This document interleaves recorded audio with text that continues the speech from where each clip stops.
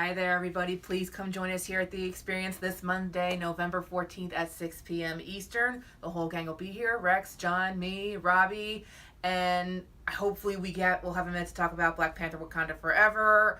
I got to see it. Hopefully most of you got to see it. Can't wait to talk about it, share some thoughts, but we're also going to sell all your favorite kinds of comics, so please join us.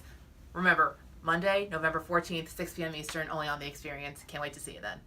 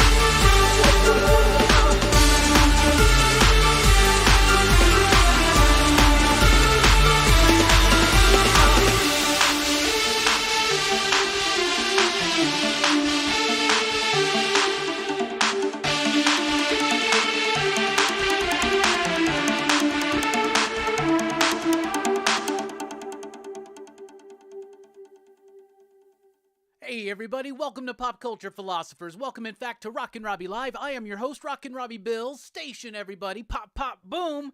How's everybody doing? This is the show where we gather on Sunday nights. We talk about movies, comics, pop culture, and a whole lot more. Maybe even some football, but honestly right now I don't really want to talk about football. And if you know me and you paid attention, you know why. My Cowboys just lost it in overtime to the Packers at Lambeau Field.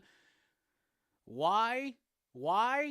Because they decide in overtime, they get the ball first, they have all these penalties that stop all of their momentum, and then they go to 4th and 4, and they're 53 yards away from a field goal, okay, well within Myers' distance, and then they go for it, don't get it, and then the Packers go in, kick a little field goal, and win the damn game.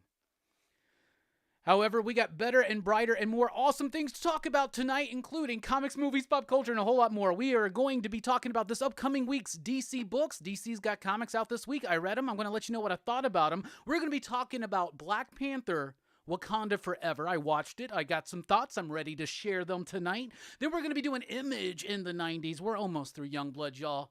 Persevere with me, and we're good. We're going to be doing a ranking of the Nightmare on Elm Street franchise, because for the finale of Horror Fest, we did the whole franchise. So since it's fresh on my mind, I figured why not do a ranking and had fun doing the Halloween one with y'all. And then a little bit of show and tell, all that in between. But even though we got a plan, grandiose it may seem, this show is driven, fueled, if you will, by your questions, your thoughts, your comments, and your concerns. What do you guys want to chat about? What do you want to get into? Let us know. Once you get into the room, throw out a station, throw out a pop, pop, boom. Let us know that you're here in the room. Going zoom, zoom, zoom. I'm a little hysterical tonight with the Cowboys. That literally just happened. That's why we were a couple minutes late. You know, damn. We were up 2 touchdowns, man, in the middle of the third quarter. Anyway, Don't get distracted, Robbie. Let's keep the vibe positive. Let's keep it going. How is everybody doing? We haven't done a Rockin' Robbie Live proper in a couple of weeks, so I'm excited to be back, excited to be punching it. And once you get in the chat, let us know that you're here. Follow us on Facebook and on Instagram, by the way. That's Pop Culture Philosophers. If you're on Facebook, join the PCP Army. That's the official Pop Culture Philosophers Facebook group. You can also find podcasts and more, including links to merch at popculturephilosophers.com. All these links and more are down in the description of this video. Also, if you want to, follow me on Twitter. Some people are still there. A lot of people leaving. A lot of people saying they're leaving. There's been no difference for me personally, but I have very limited Twitter use in my life, and I think that's one of the reasons why we persevere. Anyway, you can follow me on Twitter at @TheRockinRobbie if you feel so inclined. You can support the channel with Super Chat or over at patreon.com/PCP like these fine PCP patrons right there. Coming up here on the channel, we got a really cool week. So after a week off of PCP Movie Night, we return with a look at The Godfather, directed by Francis Ford Coppola. Very excited to be talking about this movie. It will be a first-time watch for Perry and for Brooks. So that's rather crazy, but still very exciting to be able to talk about this film with people that have not seen it. Dylan's Horror Show on Saturday night, we're going to be talking about the new Hellraiser film, the 2022 Hulu original Hellraiser. I really liked it. We reviewed it here on this show, and I'm going to revisit it, and I'm excited to see where my opinion lies now. Also, Thursday night on the show, we have a special treat. We have a conversation with Katana Collins. Katana Collins is the writer of Batman White Knight Presents Harley Quinn, the latest book from Dynamite, Cherish, as well as a plethora of novels, I believe. But very excited to be joined by both Katana and Joe, because Joe is the editor of the new Cherish book from Dynamite. So very excited for that conversation. So how is everybody doing? I hope you had a good weekend. I've had a decent weekend. It was actually a really solid weekend. It just had a moment of down, but we're feeling good. Let's see who's up in this room. We got GT Key Comic up in the house. What is up? We got Perry, my man Perry, who's going to be joining us tomorrow night. Tomorrow night on the Godfather PCP Movie Night. Perry says, filling up a cone now, playing some MK Armageddon, waiting for Rockin' Robbie Live. Let's go. Hashtag, I know you love the Kingdom of Spider. Man, let me tell you something. Kingdom of the Spiders, 1977 film starring William Shatner. We covered it last night as part of a Spider Monster double feature on Dylan's Horror Show. Was probably the worst movie I have personally watched all year long. It makes the Nightmare on Elm Street remake look like Citizen Kane. Not quite. That's a vast exaggeration. However, I did not like it. Other people liked it. Perry liked it, apparently. Gave it a 3 out of 5. I gave it a 0.5. One of the lowest scores I've ever given a movie. I felt my time was wasted. I felt bored. It was dull. And honestly, I felt... I kind of feel... I mean, honestly, I kind of feel pissed off that I had to watch that movie and cover it last night. But it's okay. I'm offended. Station, everybody. If you got your cups, tip them up. Damn them Cowboys. All right. Trade Paper Dad says McCarthy proved Green Bay right for firing him. And I'm going to tell you this. I've been saying this for a while. Y'all remember I used to have that little thing behind me that said hashtag fire McCarthy. McCarthy's an issue. Seriously, who makes that decision? Who makes that decision? Just kick the field goal. He can do it. Just kick the field. What if we miss? Well, what if you don't pick up 4 yards? Like, your momentum's already been stunted, stalled out at that point. Like, let's just get the points on the board, put it up to the defense with a lot of field behind them, right? Not like, still bothers me so much, honestly. It really does. However, we're moving on. But the thing is this. Also, the penalties and these bonehead decisions at times, like, okay, he went for it on 4th a lot today, and most of the time he made it. He looks good then, but he doesn't look good when he doesn't make it. But that was a place where I personally, and I'm not an NFL coach, and nor am in any way qualified to be an NFL coach in any capacity at all, or an NFL commentator at all. But to me, that was dumb. When they went for it, I was like, what are they doing? They're trying to draw him off sides. Oh, no, they're going for it. Oh, no. Anyway, the penalties and that leads up to the coach. I don't know. I think the Cowboys, I'm still proud of them this year. I would have really liked to have this win. Thought we had it there. 6-3 ain't bad for these Cowboys, but them Eagles and Giants are ahead of us right now, so. Road Collecting's in the house. What is up? We're going to. Damn. I'm just so. And then I got nothing with the Lakers. The Yankees are out. Baseball's over. The fucking Astros won the World Series. Okay, congrats, but god damn it. Then the Lakers. This is like the worst Lakers team ever. Like they suck so much. And then it just hurts, Like last night, I'm celebrating an Auburn Tigers victory. It's one of our shittiest years ever, too, but that was an emotional moment last night at the end of that Auburn game. Anyway. What's up, William in the house? The artist formerly known as Jesse, say what? William says R.I.P. Kevin Conroy. Obviously, we lost a few legends to our corner of pop culture this week. Kevin Conroy being one of them. Longtime voice of Batman and still the Batman voice I hear in my head when I read Batman comics. So that sucks. I never got the chance to meet him. I love how much when Kevin unfortunately passed, there was so much love and outpouring from the fan community that I thought it was absolutely amazing, heartwarming. So many people sharing photos of when they met Kevin Conroy and all that kind of stuff, including Greg at Bearded Comic Bro.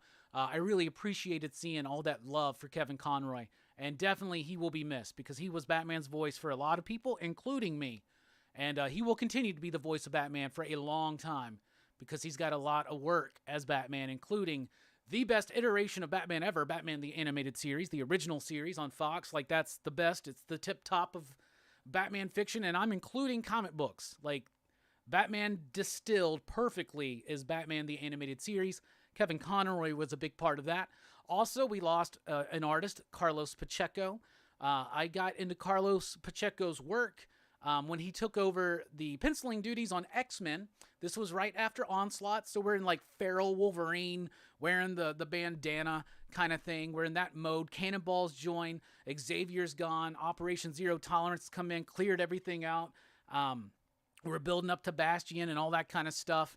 And there was this story where I want to say they go to Hong Kong. I could be wrong on that, but Shang-Chi was involved in that, and that may actually be the first time I read Shang-Chi in a comic.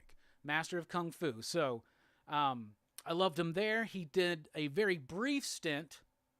Well, I guess right before that then, that was post-Onslaught. So right before that then, he would have been on those last two issues of Volume 1 of Fantastic Four. I guess that's the first time I saw him then. He was on Excalibur back in the day, and I read and had some of those, but I didn't know who he was. But the first time I noticed his name, I guess, was those FFs, into the X-Men. And then he had a Fantastic Four run he did with Jeff Loeb later on that I thought was really solid and still enjoy to this day. Carlos Pacheco was an amazing artist, and that's a tragic loss. And then also we lost Kevin O'Neill. Kevin O'Neill, creator of Martial Law, and of course, along with Alan Moore, From Hell. Wait, no, that's Eddie Campbell. Sorry. League of Extraordinary Gentlemen. Did they do something else together? I guess not. Martial Law and League of Extraordinary Gentlemen. League of Extraordinary Gentlemen, I love it so freaking much. It was actually, I'm pretty certain, well, aside from maybe some Wildcats issues that I didn't know at the time, and Spawn. Spawn number, whatever, was that 8 that Alan Moore did? I think League of Extraordinary Gentlemen was my first consciously known Alan Moore book. And I love Kevin O'Neill's work there. Did they... What was Kevin O'Neill's big thing? I get Kevin O'Neill and Eddie Campbell mixed up sometimes, but I know who Kevin O'Neill is. League of Extraordinary Gentlemen, Martial Law. Very sad to hear about his passing as well. That one Eric Station. Frankie in the house. The voice of Batman for us 90s kids. And kids today. Like, that's what I love about it. Kids still watch that show. And movies that he continued to do the voice. And they play the game still that he did the voice on, right? Or Ariaga, what is up? What is up, Michael? What's up, Jackson? CTA Frank's right. Those damn Cowboys. Frankie says, try being a Raiders fan. I hate Sundays later. Sorry for your loss, brother. Though I did like seeing Jeff Saturday get his first win. I don't know. I watch Get Up in the morning. ESPN's Get Up with Michael Greeny. So I like Jeff Saturday on there. So that's weird that he's the The damn coach. Oh, Robbie from Earth 2. I'm feeling your pain, brother, regarding my bill. Station everyone. Time to get some pop, pop, boom. Robbie, I watched that game, and I watched the end because I had to watch the end of that game, especially because y'all went into overtime. So it was cutting into my game. And, man, that's rough, dude. The way I can't believe that shit. When he dropped it in the end zone, I don't need to remind you. We can all commiserate today together, y'all. Sean says, go Niners. Yeah, they're about to be playing right now. Hard to review Wakanda Forever with no spoilers. I will have a spoiler review. Not saying I'm going to go down every detail of the plot, but I am not going to withhold things that come up naturally. Trevor in the house. Boom, shakalaka, boom.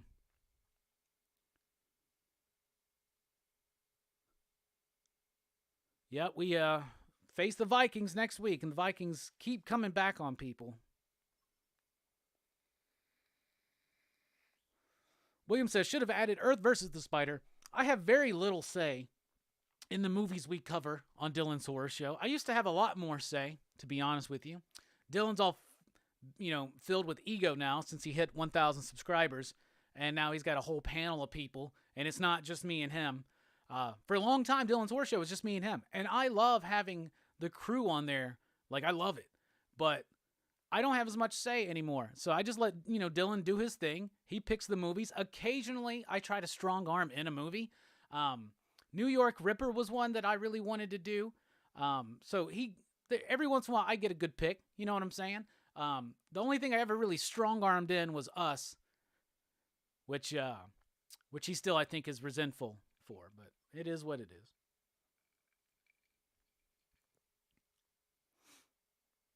Da-dum-ba-dum-ba-dum. Batman animated top 5 all-time cartoons ever. I agree, 100%. CMA Thunder's in the house. The Thunder rolls. Says, how about those Vikings?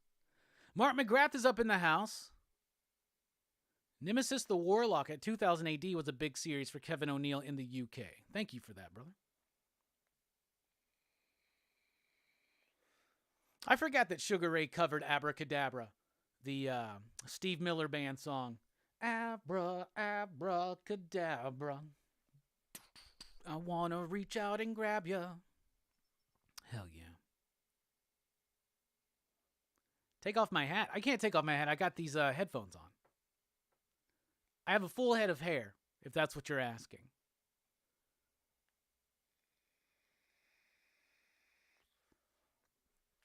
Trent says, I already know the answer is probably no, but I'm going to ask anyway. Are you doing anything for the Walking Dead series finale next Sunday? No, I am not. I have not watched The Walking Dead since the end of season 3. It just wasn't quite my thing, so I don't watch it. I know a lot of people that still are into it, and I know that ending's coming up, so I hope you enjoy it. Taylor says, spoiler-free review. Wakanda Forever is all right. Too many useless subplots shoehorned into it. Interesting opinion. Kilted Corgi's in the house. Station. Empire Comics, what is up? How you doing? All right, anybody else that joins or who hasn't shouted out yet, throw it in. But while we're waiting, it's time for our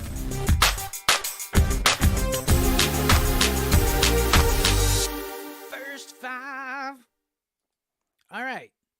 So we're going through this Fleer Ultra Spider-Man set from 1995. Lots of Clone Saga shit going on in here. They're all like those painted cards. They all look pretty dope so far. This one's by Chris Hawks. We're going to kick it off with Judas Traveler. He was part of that whole Clone Saga thing. These cards are really nice. They're thick. They got the gold foil on them. They're all painted. That's nice. So that's cool. That is card number 31, by the way. This one I think is really badass. There's Kane. Obviously very important to the Clone Saga, Spider-Man in the 90s. That art is done by Nick Cholas. Then we got, this is a wild-ass card that I really love. Really do. This is the Kingpin card. And that is such a dynamic and aggressive perspective on the Kingpin, and I love it. That is Mark Fredrickson. We got to find another one of these and send it to Jim Mint. That's what we got to do. Then we got Craven. This card's alright. This is a weird view, like with the big bug eye and shit. I get it, but it's just weird. And that's the Hildebrands. Huh, that's actually disappointing for them. I don't really like that. Honestly, don't. And then we're going to wrap up the first 5 tonight with this badass lizard card. Look at that. Could you imagine that spray painted on the side of a van with like pot smoke billowing out of it? That would be the dopest van out there, literally. That's cool. That is done by Mark Fredrickson, who had just done, he did the Kingpin one. So he wins, Mark Fredrickson wins the first 5. Look at that. Those are some dope cards. And that has been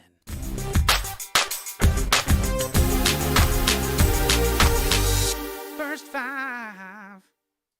All right. O'Neill first worked with Moore on the Tales of the Green Lantern Corps Annual number 2. Hey, I have that issue, I think. I'm pretty sure I have that issue.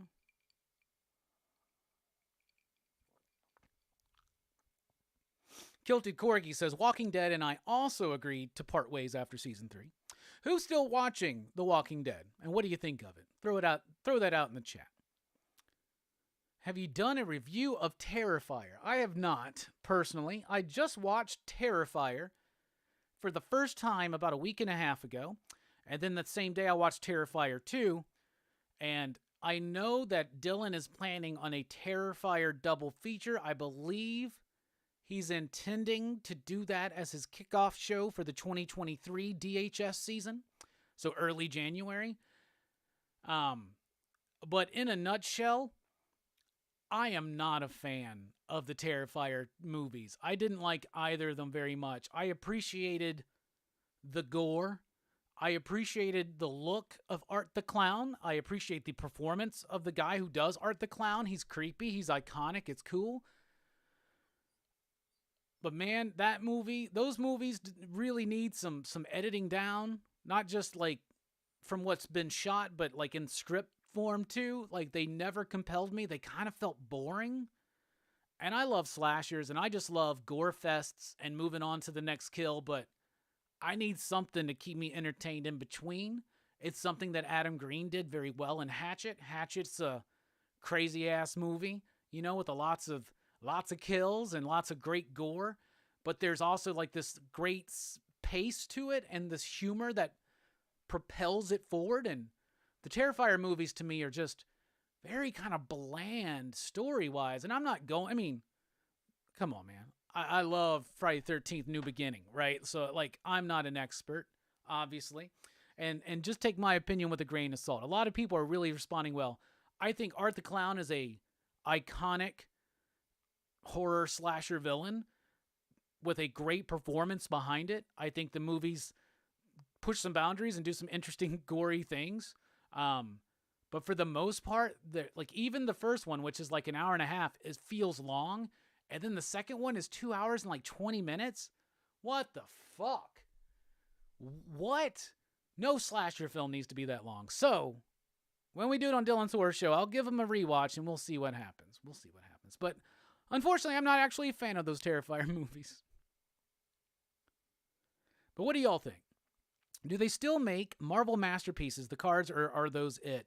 These are from 1995. This is the Fleer Ultra set. They did this line for Marvel, Spider-Man, and X-Men, where they're all like painted cards, embossed, or had gold foil or some shit like that.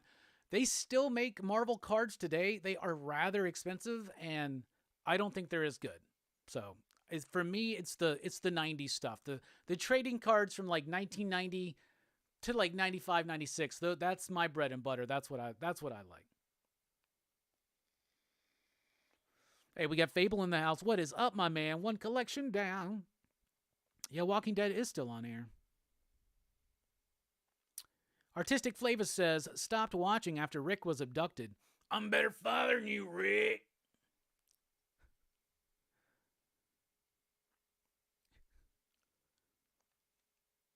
Trent says, me, obviously, but I'll admit it's okay at best. Talking about Walking Dead. If you're like me and are really invested in the characters, it's a good show, and I'm glad to see it ending with the comic ending and not getting cut short. There you go. I started watching The Walking Dead when I was 11 or 12, and I'm about to turn 23 in 2 months. Well, there's a big thing right there. Like a show that you watched at that age, You're totally going to be responding to it. For me, I was watching like Next Generation at that time, and that's why I love it good and bad. I get it 100%. Fable says, I just find art creepy as fuck. Haven't seen 2 yet. 2 is 2 hours and 20 minutes. You hear me, Fable? It's 2 hours and 20 minutes long. A slasher film, which is 2 hours and 20 minutes long. Man. Jonathan is in the house. Those Lizard and Kingpin cards are dope as fuck. I agree. Those were amazing. Highlights of this set so far. I like the Kane too, but nah, these two, holy cow, those two are awesome. You know, this Kingpin looks like it's like some kind of like crazy like mid-90s comic book ad for like a candy or some shit. Like, you haven't tried the craziest corn nuts yet or something like that. Try some Pop Rocks.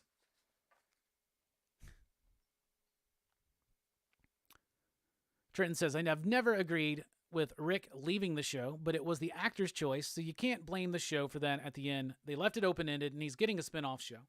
I mean, Walking Dead's a very successful show, obviously. We can't knock it for that. It's an important show, and it's an important show to a lot of people. A lot of people still like it. It was something that I was really into Walking Dead at season 1. Frank Darabont was involved. At that point, I was a fan of the comic. I was still a fan of zombie fiction. I just feel like it's just got oversaturated, and now it's just kind of watered down. The effects in Walking Dead in those early days are great, too. Greg Nicotero, of course, being a part of that. Now he's a big part of that show, directs episodes and stuff like that. So I really did like the first season. It was like, 6 episodes? But then that last episode where they go to CDC, I was like, this is weird. And then they get rid of Frank Darabont. Okay. And I made it through 2 and 3. By the end of 3, I was like, they're just stretching this shit out too much. And around that time, too, maybe I started seeing some of in my perceived flaws of the Walking Dead comic book series. And I just kind of fell out of it, you know.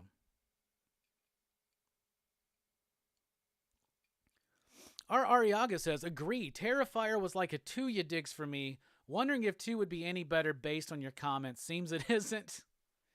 Well, when we do the show on Dylan's Horror Show, I know that Scarpad and Dylan in particular, big fans of that. I believe that both of them, I know for sure Scarpad has said this, but I think both of them think it's one of the top, if not the best horror film of 2022, which I severely disagree with. Severely.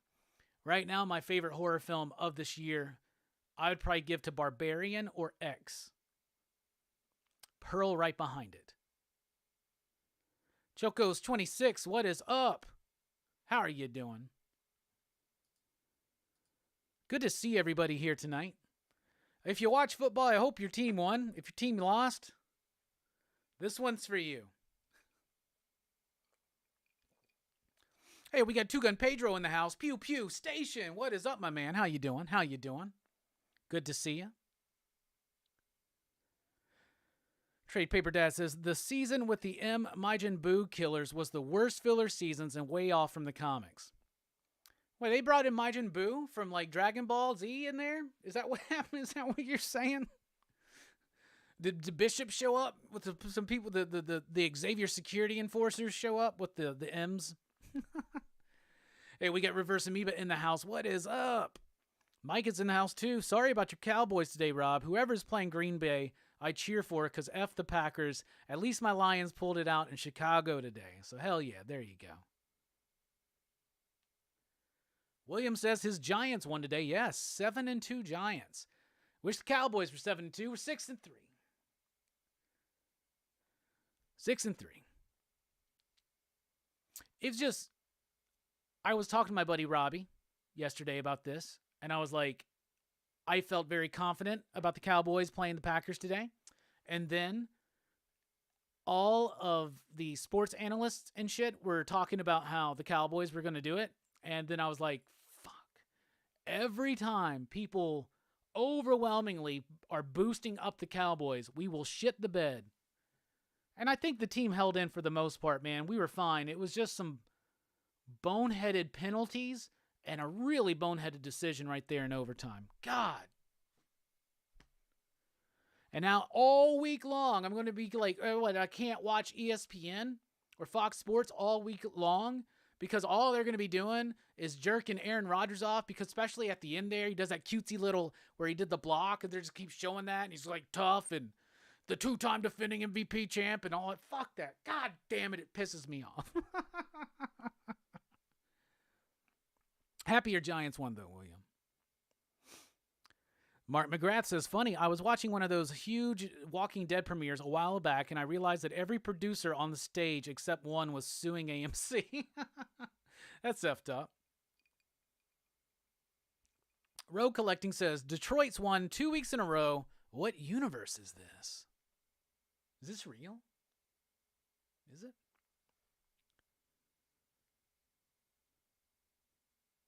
Trade Paper Dad says, Cowboys let me down tonight. So close, but not ready. Yeah, you're right. CD was having a hell of a game, too. Hell of a game.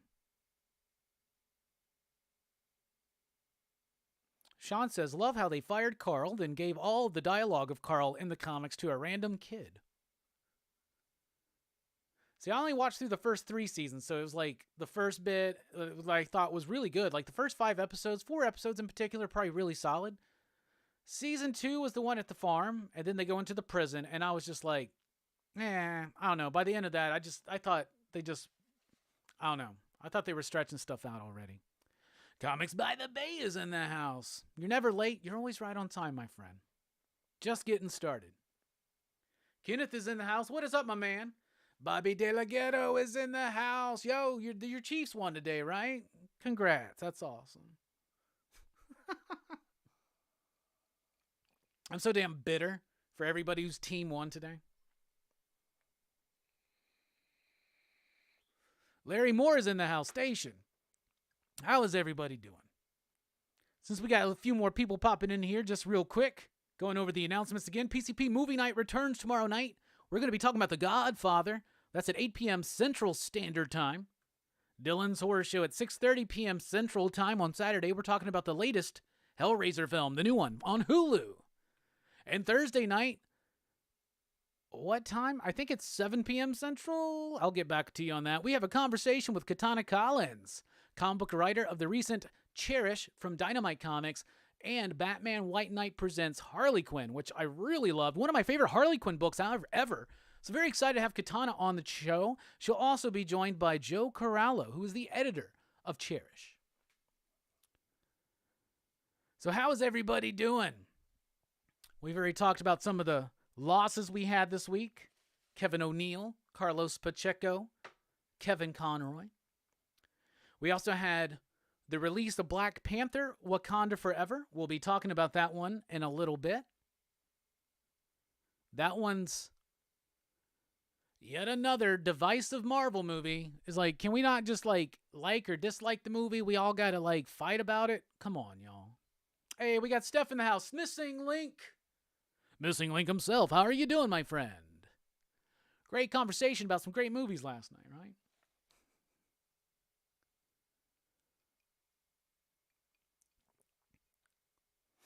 Trenton says, yeah, AMC and The Walking Dead doesn't have the best track record with keeping producers or actors.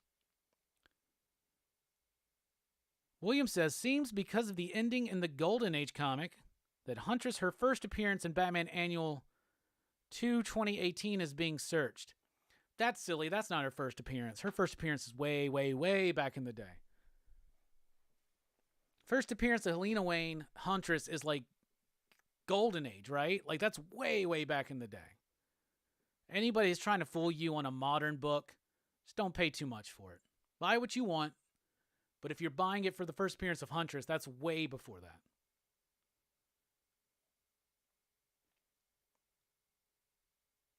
Yeah, Raphael, I hate to say that, but yeah, Carlos Pacheco passed away this week. A fantastic artist. It's going to be a great loss. Figure Drawing says, AMC did Darabont dirty. I agree. Trade Paper Dad says, The Walking Dead Season 5 starred the Wolves, who were a cult of killers who had W's cut into their heads, just not M. Reminds me of Boo. Okay. Figure Drawing says AMC was and is way too cheap. All right, I can dig on that.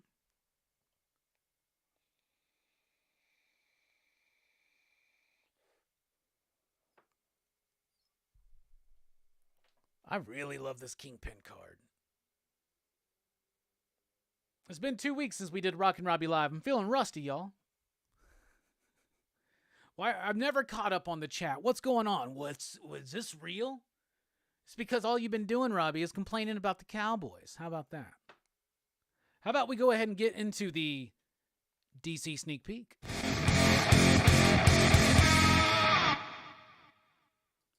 That's right. DC's got books out this week, and I read them. So here's what I read. Here's what I thought. First of all, we got Batman, One Bad Day, Mr. Freeze.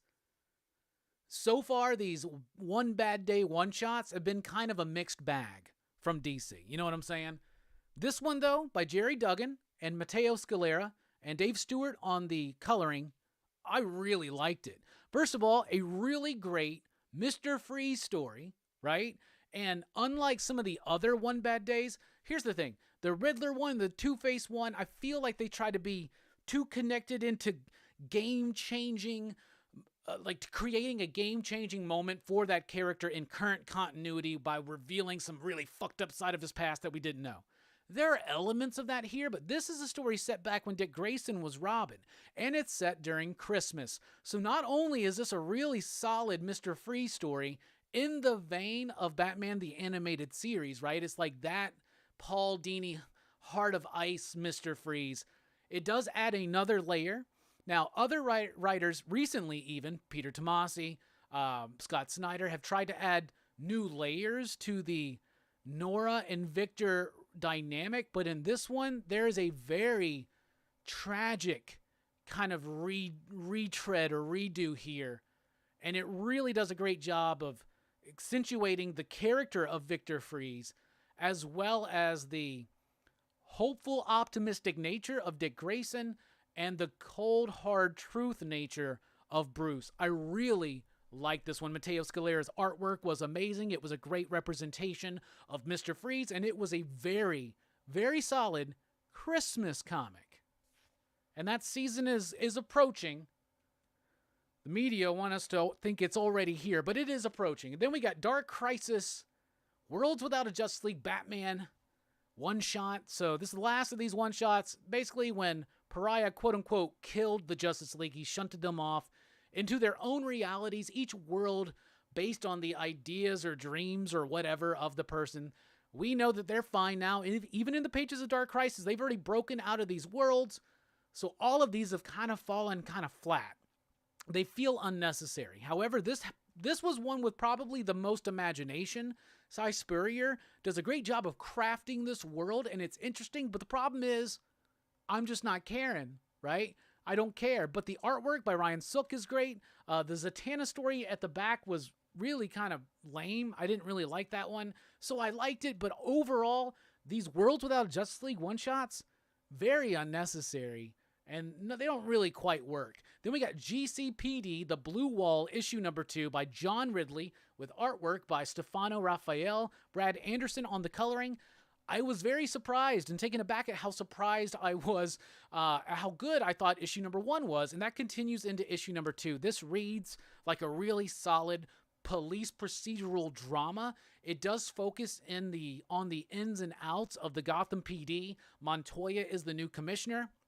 It highlights her. It builds up stuff established in her past, especially by Greg Rucka, and it takes it through to a natural through line into today and into her gig there. But it also mostly focuses in on 3 recent graduates of the police academy who are making their rounds now as officers, and they all are different. Like, one's a parole officer, one's like on the street, one's, I don't remember what the other one's doing, but they're all dealing with the harsh realities of their jobs, the tragedies and the comedies and all of it. And this was a really well-crafted story. I love the dialogue. I like the pace of the events. And by the end of this, I was really kind of affected by the story. I thought that was really good. I'm not at this point 2 issues in, and it's just a mini series. I'm not going to say that this is like Gotham Central type stuff, but it is the closest we've gotten since. I'll say that. Then we got The Flash issue 788. a really great, solid issue of The Flash. The dude that used to run Iron Heights back in the Jeff Johns, Wally West run, he has now been elected mayor, right? And he is putting the rogues, he's deputizing the rogues. Now, we've seen versions of this kind of story before, but this is just kind of fun.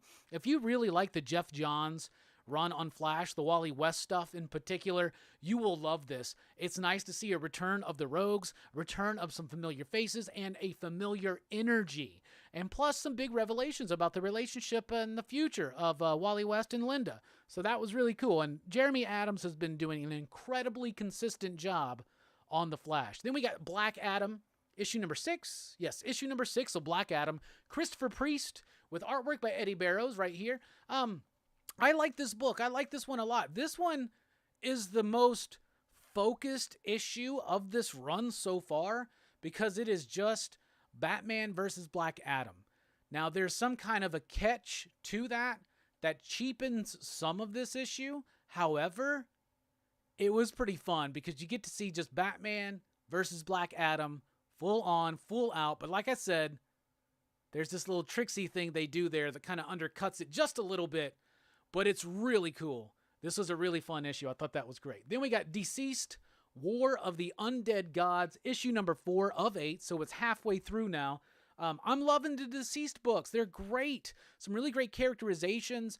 There are moments that are very heartwarming. There are moments that are very tragic. There are moments that are badass, bombastic, and fun. And Tom Taylor's able to juggle all of it exceptionally well. Trevor Hairsne's artwork is absolutely fantastic, doing the big large parts that need to be done and doing them with impact and authority, and then doing the smaller, more nuanced scenes incredibly well. So Deceased, War of the Undead Gods continues to widen its scope, whether it's action or drama. Then we got Nightwing, issue number 98. This is a first appearance of a character right there. That's Night Might. So we got Mr. Mixtuspitalik, right? We've got Batmite, which are imps from the 5th dimension that kind of torment Superman and Batman. And now Dick Grayson has his own one, Nightmite. This was a very cutesy, very fun book. It's kind of like a self-contained one-shot story, but it is still in the midst of the ongoing narrative. So Tom Taylor's doing a great job making this book a little fun, knowing that it's fun. This is a very self-aware book that's actually playing with how awesome it is. And I kind of appreciate that. It's also kind of slightly obnoxious, but at the same time, it's obnoxious in the right way. A lot of charm in the latest issue of Nightwing. Then we got Batman, Superman, World's Finest, number 9. We got this Kid Thunder character. He's basically a character who is a sole survivor of a planet. Reminds Clark of himself, obviously. Him and Batman decide to take him under their wings and train him as a new sidekick. So he's getting all these ideas from Batman, from Superman, from the Teen Titans. He's confused. He's got a lot of information being put in his head, but his own journey is something very interesting, and there's a lot more to him. Plus now the Joker gets involved, and as the cover says, there's a new sidekick. So what do you think the Joker's going to be trying to do? Love this book. Love this run. I think this second arc has proven to be more solid than the first. I think Mark Waid has ironed out any inconsistencies he had in the beginning because it was a bit overstuffed at first, but now it feels a bit more clean and free and has a nice pace. And the artwork by Dan Mora and Tamara Bonvillain is top freaking notch. And then we got Stargirl, The Lost Children, number 1 of 6. So if you just read the Golden Age, and if you read the Stargirl Spring Break special back in the spring that Jeff Johns did, this is all setting up this idea that there is a lost generation of Golden Age heroes, including some sidekicks. So this is a big focus in on Golden Age teenage sidekicks and what has happened to some of these characters, and Stargirl and Red Arrow are trying to figure out the mystery. If you are a fan of Stargirl in any way whatsoever, I would highly recommend this book. It has that fun Stargirl nature. I have been a fan of this character since Stars and Stripes by Jeff Johns. That was the beginning of my love affair with Jeff Johns. I think that may have been some of his first comics work. It was definitely the first comic work he did that I recognized and saw, and I loved that run. So this is a nice, cool, fun return to form. It does pick up on threads left over from the Golden Age one-shot and from the Stargirl Spring Break special. So if you missed out on that, you might want to go and try to check that out. But I had a lot of fun. If you love Jeff Johns and all of the stuff he does with the JSA, this is the book for you.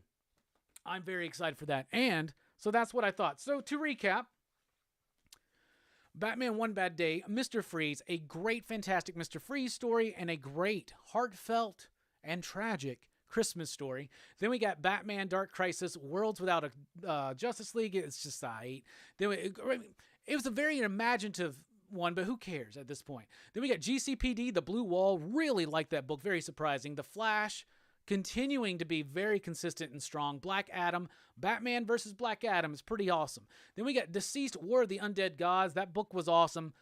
Tragedy, humanity, and action. There you go. And then Nightwing. Holy cow, this book had so much charm. That may be my favorite DC book of the week. Then we got Batman, Superman, World's Finest. Book continues to shine and soar. And Stargirl, The Lost Children. Perfect for JSA fans. Perfect for Jeff Johns fans. Perfect for Stargirl's fans. Pretty much perfect for DC fans. Speaking of DC, that has been your DC Sneak Peek.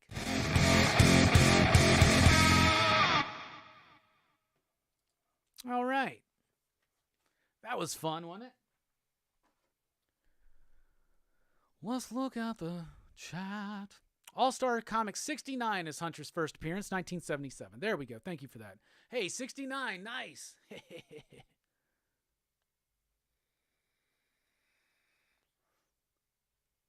Oh, but Mark says DC Superstar 17. Which one is it? Y'all confusing me now.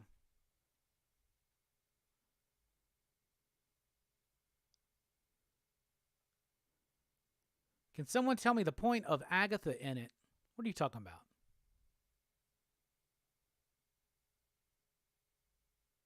I know figure drawing. Cowboys 4th and 4 on that part of the field, and they went for it. I know, it was dumb as hell.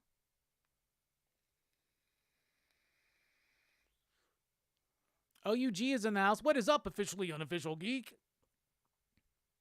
Well, both books since they came out on the same day. Okay. Interesting.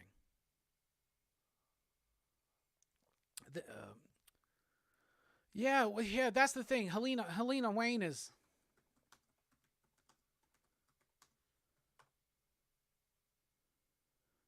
All right, what I'm getting is DC Superstar 17, and that is Helena Wayne. Man, I always thought that book was older than 77. But still, pretty cool. Cool character, too. And I love the Bertinelli version of the character. She was the one the first Huntress that I read. I mean, that's post-Crisis, right? So they undid all the other universes and shit. But I really like that version, too. Bruno Redondo, by the way, is not on the newest Nightwing issue. It's Danielle Di Naculo, who did the Power Rangers comics for the longest time. Artist on Seven Secrets. Yeah, the Bertinelli was in 89. Yeah, post-Crisis.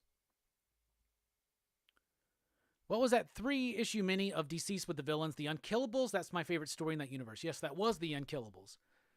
All of the Deceased books have been very fun for me. Mora is fire. Absolutely. Figure Drawing says, I will buy any Dan Mora and Bruno Redondo book, regardless of the writers. Also says, I need to check out that One Bad Day. No, Redondo does not do that. Like I said, it's Danielle Di Naculo or something like that. Triton, the Batman Dark Crisis tie-in is good. It's a very imaginative story, an interesting world that's being built there. It's just like none of those have any like impact with the event. It's still a decent story though.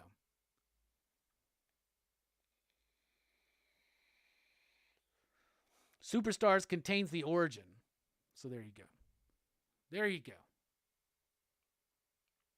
All right, we're taking a quick break. When we come back, we're going to be talking about Black Panther, Wakanda Forever, and we'll be talking a little bit about Image in the 90s. We'll be right back here on Rockin' Robbie Live.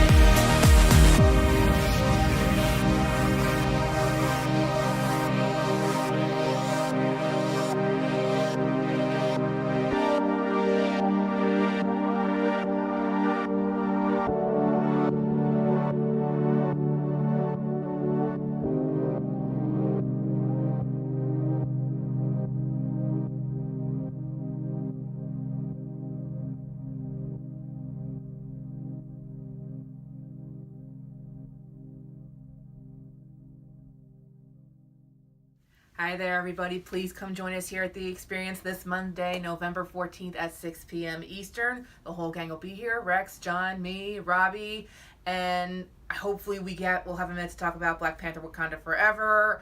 I got to see it. Hopefully most of you got to see it. Can't wait to talk about it, share some thoughts, but we're also going to sell all your favorite kinds of comics, so please join us.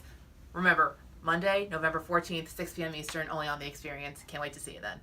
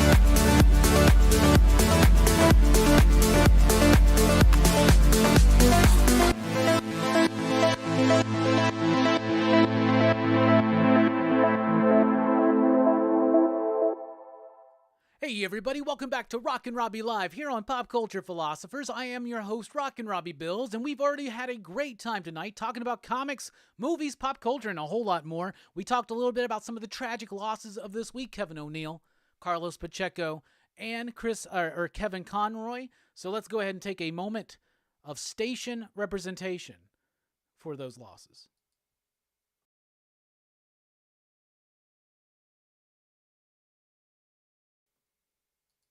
Then we just kind of bullshitted around and we did the DC sneak peek, so we've already done that. Coming up on the show, we got the Black Panther Wakanda Forever movie review.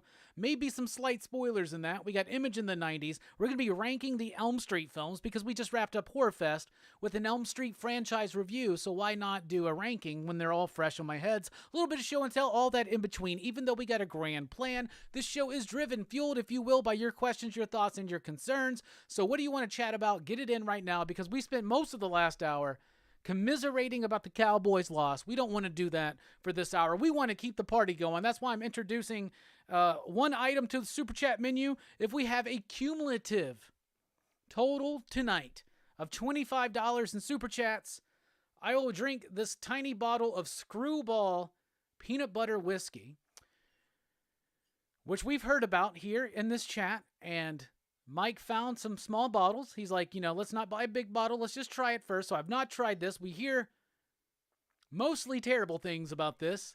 Peanut butter flavored whiskey. If we hit $25 cumulatively in Super Chats tonight, so it doesn't have to be all at once, this is going down the gullet.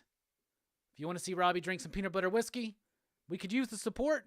However, you can also support us at patreon.com/PCP, or you can follow us on Facebook and on Instagram at Pop Culture Philosophers. If you're on Facebook, you might as well join the PCP Army, the official Pop Culture Philosophers Facebook group.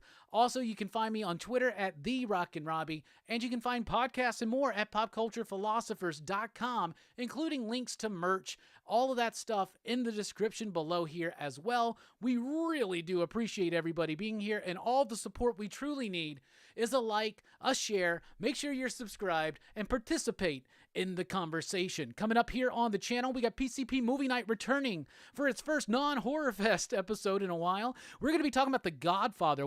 It's considered one of the greatest films, one of the greatest American films of all time. So join us tomorrow night, 8 p.m. Central Time, as we talk about The Godfather. Saturday night for Dylan's Horror Show, we're talking about the latest Hellraiser film, Hellraiser 2022, Hulu original. You can check it out on Hulu. Thursday night here on the channel, we got a conversation with Katana Collins lined up. She is the writer of Batman White Knight Presents Harley Quinn, as well as the latest Dynamite Smash Cherish. So definitely want to be here for those. So how is everybody doing? And once again, if we hit a cumulative total of $25 in Super Chats tonight, we're drinking this Screwball peanut butter whiskey, which is intriguing, but also sounds pretty bad. What does it say here? To the Misfits, Black Sheep, and Screwballs. I like that. Guess that's an appropriate toast for it. But before that, let's just have a toast of some, just regular ass whiskey.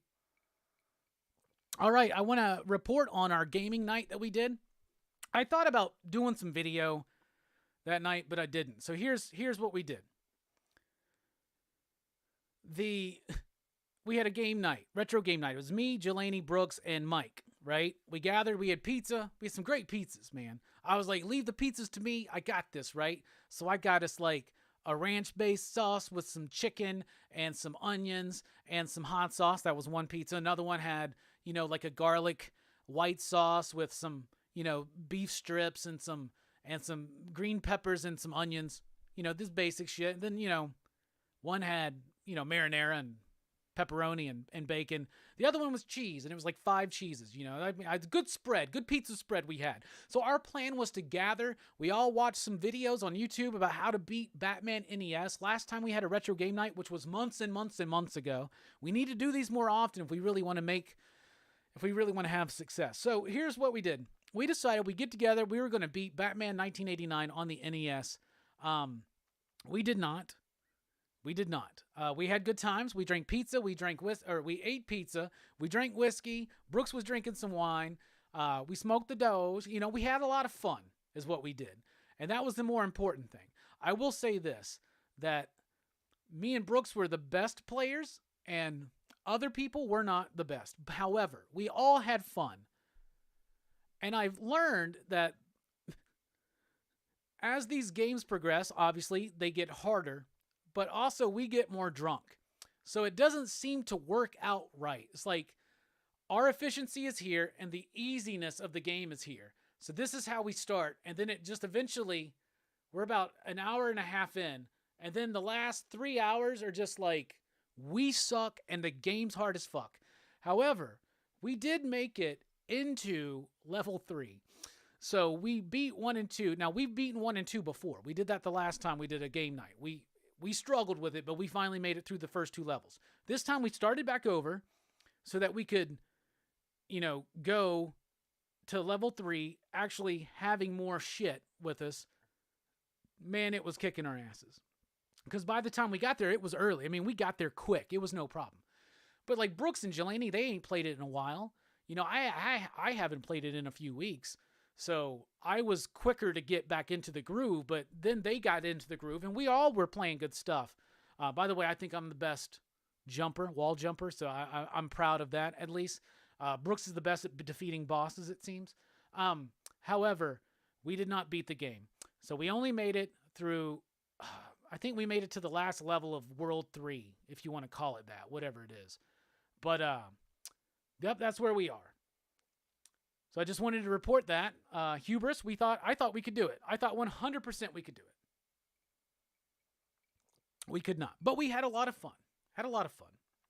Brooks brought over Mike brought over some Buffalo Trace bourbon, and it was rather good. It was good. It was very smooth. But we had a lot of fun, and damn, man. It's just rough. I love that game, though. That game is so good. Sean says, the lady with the purple streak in her hair, don't know her name, but was in Wanda. Why was she in Panther? And that's all set up for something else. But yeah, that was unneeded. That's Valentina, the countess or the contessa or whatever, right? In the comics, she's the lady with the white streak in her hair that was like the romantic interest of Fury for a long time, right? The contessa, Valentina de Campe or something like that. Also in the comics, she winds up being revealed as a Skrull during Secret Invasion. So that could be also something they're building up into.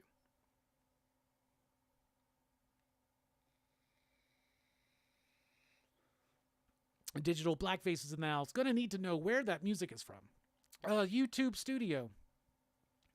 They got some good music in there. All the music I play is from that, unless it's my own personal. Randy's in the house. Says, I have one of those small bottles of Screwball. Me too. OUG says, what's your favorite Batman the Animated Series episode, Robbie? Man. Well, because Mr. Freeze is on my brain, Heart of Ice is one of the best. Period. That one's amazing. So, that one for sure. What else? I really liked the first Clayface episode. Was that a 2-parter? Maybe it was just a single one, but I really liked that one. There's one that's like, it's the Dick Grayson 2-parter. What's it called? Robin something. That one's great. There's a Riddler-centric one. If you're so smart, why aren't you rich? I like that one. But now, Heart of Ice, and then the first Clayface one, those are probably my favorite. The very first episode with Man-Bat's dope. On Leathery Wings or something like that. And then those are the ones that stand out immediately to me. Yeah, Heart of Ice is probably my favorite. And then the Clayface one is right behind that. That's very close. Screwball. Yeah. We're all screwballs here, Evil Face Bad, aren't we? Steph says the Mr. Freeze episode in the opening with Man-Bat is classic. Steph, station. OUG says, Katana Collins, I love her Harley Quinn. Me too. Bobby says it's actually pretty tasty. Well, maybe it's tasty, maybe it's gross. We'll see. Mark says, going to check out during the Panther review. Be a couple months before I can watch it where I live. Can you start the review by saying overall what you thought generally? Yeah, of course I'll do that.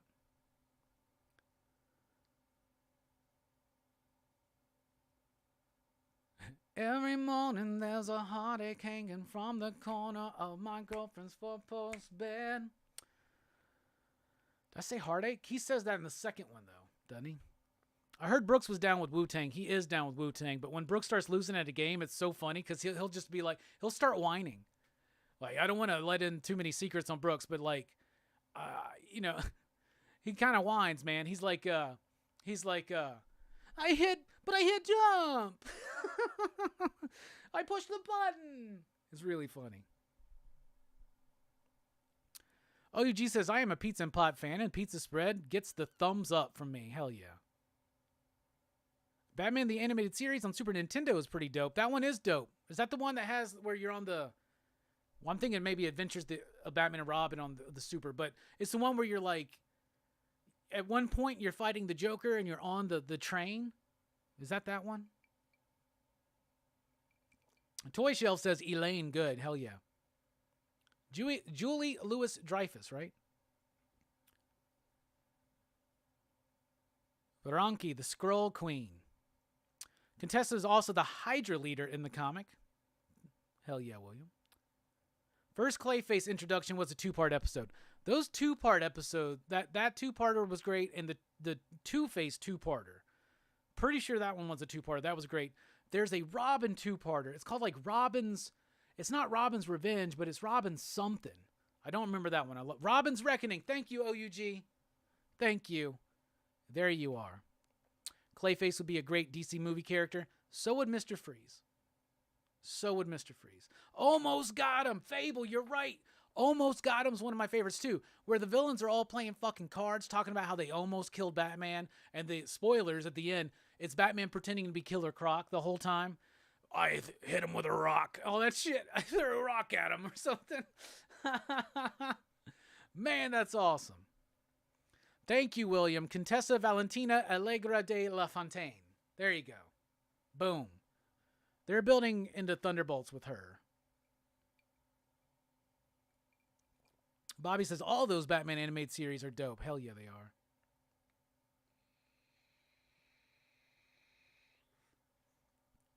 Did Namor die? You're talking about the Black Panther movie. I'm not talking about that yet. We're almost there. Right now, I'm enjoying this Batman animated series talk. This is a good tribute to Kevin Conroy. Why don't you review Batman in the animated series episode by episode? I'll watch. If we do it, it'll be like we did TMNT season 1 and we did X-Men season 1 here on this channel. I like to throw up images when I talk about it. So if I cut out the images, I'd probably be able to do it more consistently. And not like it takes up that much time, but that would be a good thing to do, would be to go through the Batman stuff. The problem is, we've already started the journey on TMNT and X-Men, and those are, we completed season 1 of those. I'd like to get back to those, but maybe we should do some Batman. If you want to see us go through Batman season 1, episode by episode, let us know right now.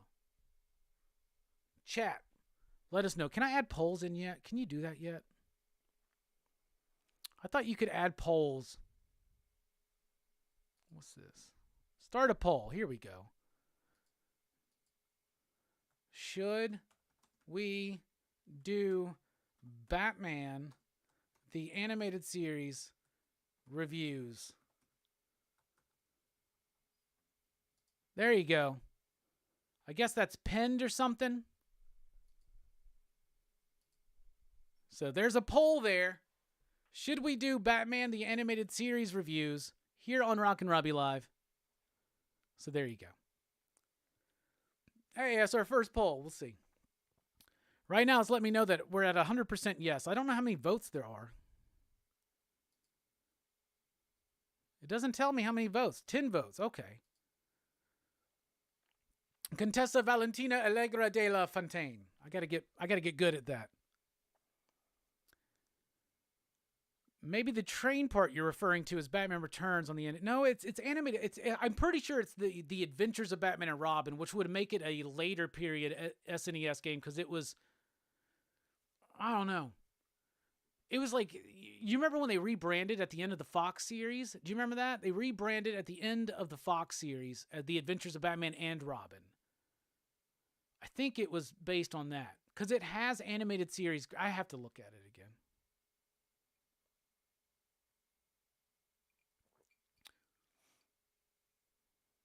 again. Steph says, you mean the Super Soldier Squad? That's not the Thunderbolts.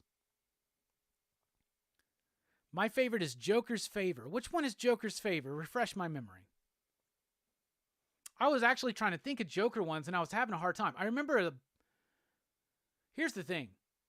I have, in my life, watched through that series multiple times. But the most recent time, I just made it through, like, the first season. So much of what I remember is those early episodes. Man, I was there. I remember, like... It was such a big deal to me that there was a Batman animated series coming on. Because, like, I hadn't had any Batman cartoons since, like the Superpower stuff, right? The Super Friends, it was Superpowers, Galactic Guardians was my shit, right? That was my in particular jam. And I was so excited to have Batman as a cartoon, right? We had X-Men, and then we were getting Batman, and I was so freaking excited.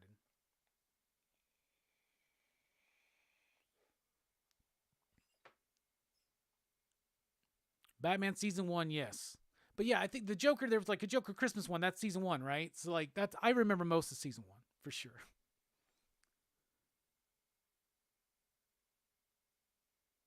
Yes, figure drawing, you're right. Batman the Animated Series issued a standing order to the animation department that all backgrounds should be painted using light colors on black paper. That is 100% correct.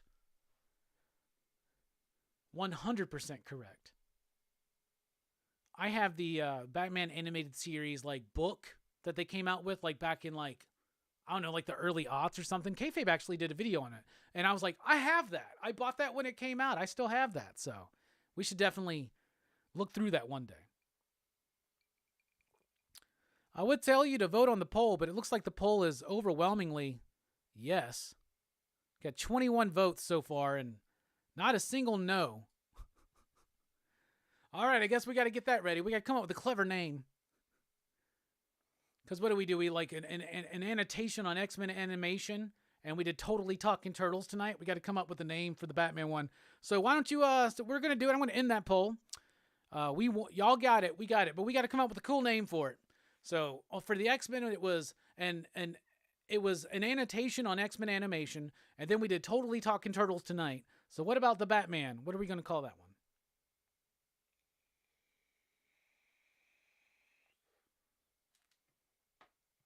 Mark McGrath says, love the episode where Batgirl gets dosed with Scarecrow's fear gas. Commissioner Gordon sets Bane loose on Batman. Eric says that Mad Hatter episode was dope too, where he was stuck in a dream where his parents never died. I remember that one where he's like, he realizes he's in the dream and shit.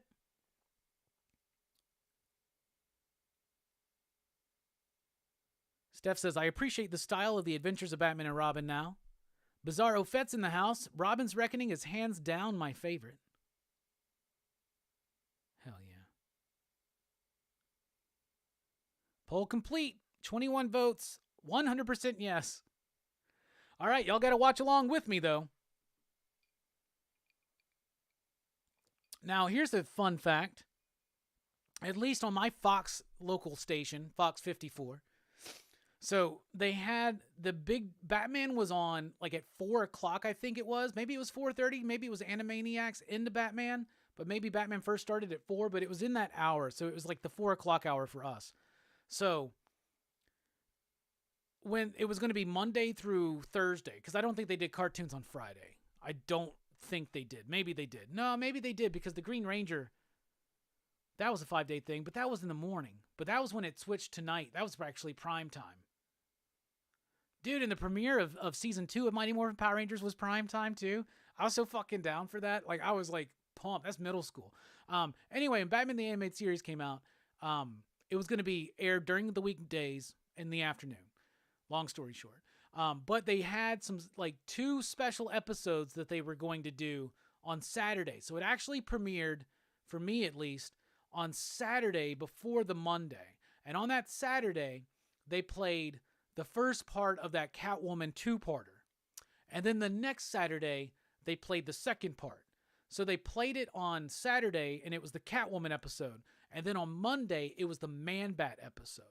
And then they move on. And then they played the second part of the Catwoman one the following Saturday, and it was like a big thing they did. Anyway. What about the episodes with Baby Doll? I didn't really like those ones. There's also the one with the big robot machine. I never really liked that one for a while. That was like a two-parter one too, wasn't it? All the title cards are great. That book, the Batman the Animated Series book that I was talking about, has this cool spread of all the title cards, which look amazing. And I like the WB stuff too. The New Batman Adventures or whatever. It's fine. I like it. And I like that Superman show too. But that first Batman show, the Fox one, there is something very unique and special about that one. And that backgrounds and shit are a part of that.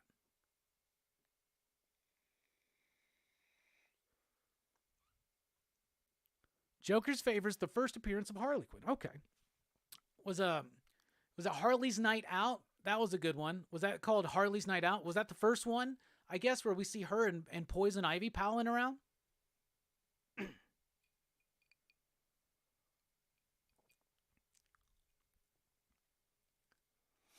Mark says Bane goes to punch Batman but misses and hits a brick wall. Batman catches some of the bricks that come loose in his cape and beats Bane in the head with his makeshift weapon. So smooth. Hell yeah. They did Bane pretty well in that too. I liked Bane.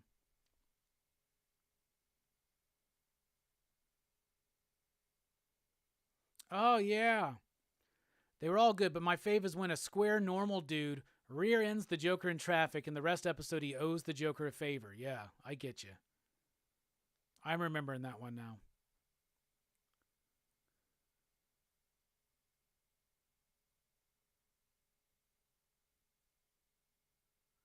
Y'all talking about video games. I'm trying to work through that to get caught up here. We got to get to the Black Panther review.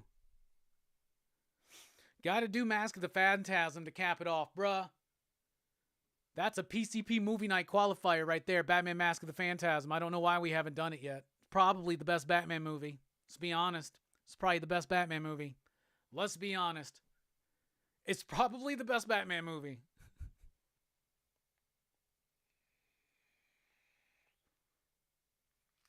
The episode you're talking about with Catwoman is the one where Batman had to take on Red Claw. Yes, you're right. I also love the one where he had to fight that ninja dude in the volcano. Was it a volcano? Am I getting that mixed up with Star Wars Revenge of the Sith?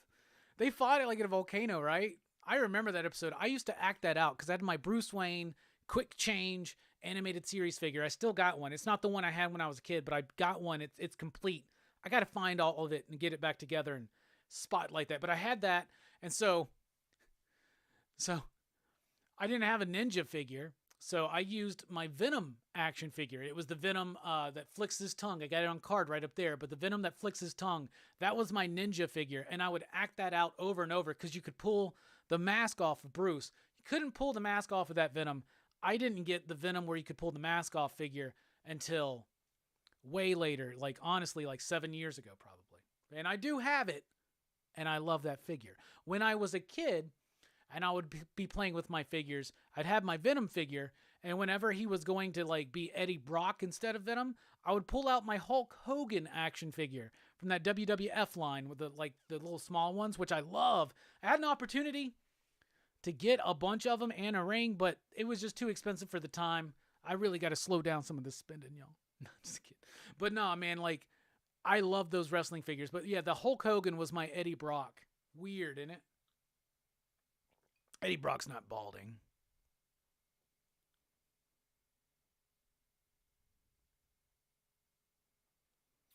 Da-dum-ba-dum-ba-dum.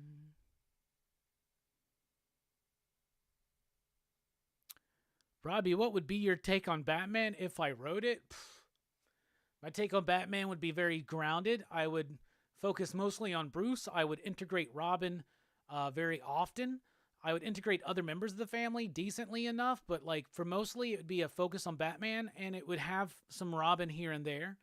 But it would also be a focus on just a rotating cast of recurring popular villains. I wouldn't go too far to try to create new villains or build hype based on anything like that. I would just try to do a solid Mr. Freeze story, a solid Clayface story, a solid Joker story. You know, I'd build up to the Joker story. A very solid Two-Face story. I haven't really thought about too much, but if I was going to build up into an arc, I'd probably build up into a big Two-Face taking over the entire criminal organization or something. Probably involve the death of a major character in some way. What I mean by that is like the death of like a major mob boss or something. Like Two-Face takes them all out and kind of consolidates power in Gotham. Two-Face is my favorite Batman villain, so. Phantasm Man returns. Yeah, we're doing returns for the Christmas PCP movie nights.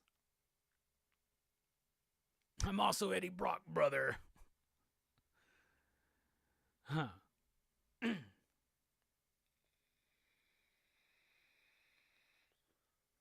Revealing Bruce to be Terry's real father was awful and completely unnecessary. Did they do that somewhere? Did they do that in the animated series? I never watched all of Batman Beyond. I watched the very beginning of it, but at that point I wasn't watching a lot of cartoons anymore, and Batman Beyond was like, and you can tell what I said when I was talking about like what would my Batman run be like. I would utilize these popular villains. I wouldn't try to avoid it because that's what I always liked when I was younger. I wanted Robin occasionally. I didn't want him every comic or every episode, but I wanted there to be Robin episodes, and I wanted them to have spotlights at times.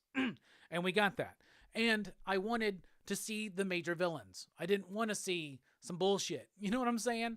I didn't want to see the two cowboys, the cowboy twins or whatever the fuck. I wanted to see actual Batman villains. So that's what I like about Batman and the animated series, and what I didn't necessarily like about Batman Beyond is because I didn't devote the time to build into it. Also at that time, I don't think we had WB when it first launched. It took a while for us to get WB. No, we had WB. No, we had it, then we lost it, then it came back. I don't know if we may not have had it here.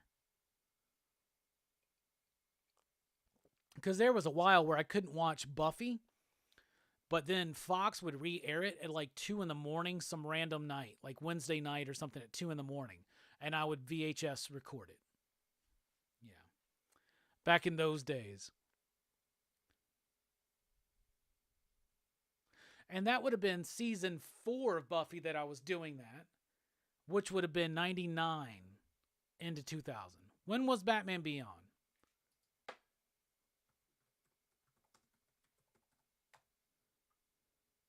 1999, there you go. Didn't have WB. That's why I didn't get into it. There you go. I have tried to get into it. I've never really went through it, though. So I need to do that, though. I need to invest and actually get through it. It's probably why I don't review a lot of Batman Beyond books. But I'm thrilled with Batman Beyond the White Knight because it's also got characters and shit I'm familiar with, and I appreciate it. It's actually got me wanting to check it out. I do have the Batman Beyond Return of the Joker movie on DVD still because I do fucking love that. And I worked at Hollywood Video when that came out, and I watched it even though I hadn't really watched a lot of the show. In fact, all I had watched the show was there was a DVD that was like the first couple episodes or something like that. So I'd seen that, and then I watched that. So there's a lot of that show I have not seen. But Batman Beyond Return of the Joker, fucking, that still gets me when I think about Tim and all that shit.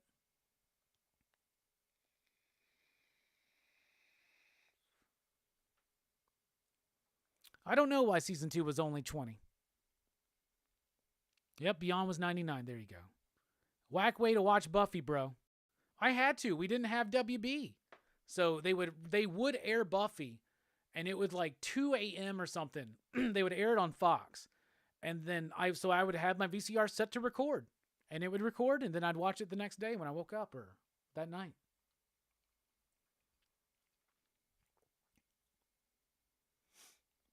Love the Red Hood movie. It was written by the dude that wrote the comic story. Yeah, Judd Winnick, as Steph says, from the real world.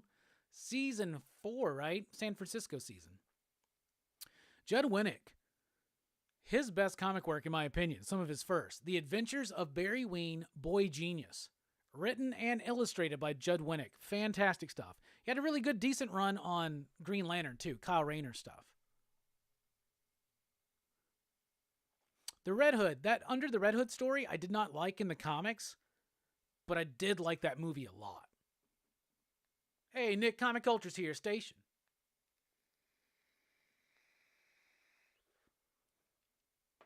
He also did the Red Hood.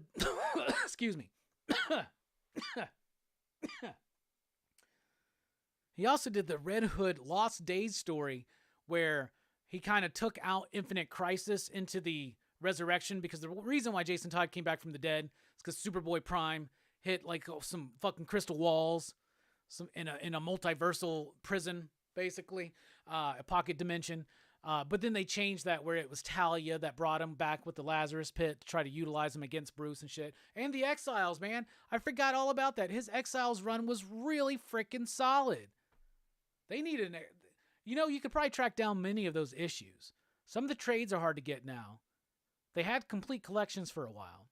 Probably easy to track down still some of those. The Exiles is a really good comic. His Outsiders run's pretty decent, Raphael. Steph says it was fire. I say decent. He says fire, so there you go. Slight variances.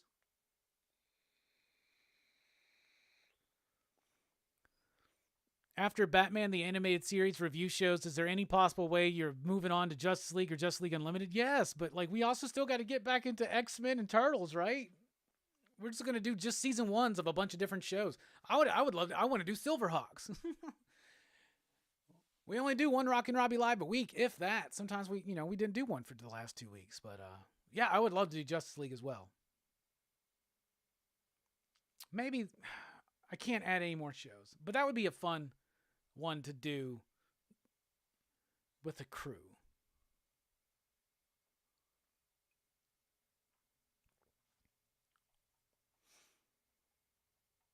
All right, let's go ahead and get into it. It's time for the Black Panther movie review. I have been distracted long enough. So let's do it. All right, I'm going to warn you, there may be some slight spoilers in here. I'm going to start off spoiler-free, though, and let you know when I'm going to veer into crazy territory. But right now, we are about to be talking about the latest addition to the MCU. It's time for my review of Black Panther World of Wakanda. Hold on, I'm going to start that all over again. Hold on. Damn it, I fucked it up. Shame, Robbie. I keep wanting to call this movie World of Wakanda. It's... God damn it. All right. Let's get these out. All right. Here we go. All right. I'm going to warn you right now. There may be some spoilers in this review, though I'm going to start spoiler-free at first. I'll let you know when I'm going to be getting into spoilage, but we're about to be talking about the latest addition to the MCU, Black Panther, Wakanda Forever.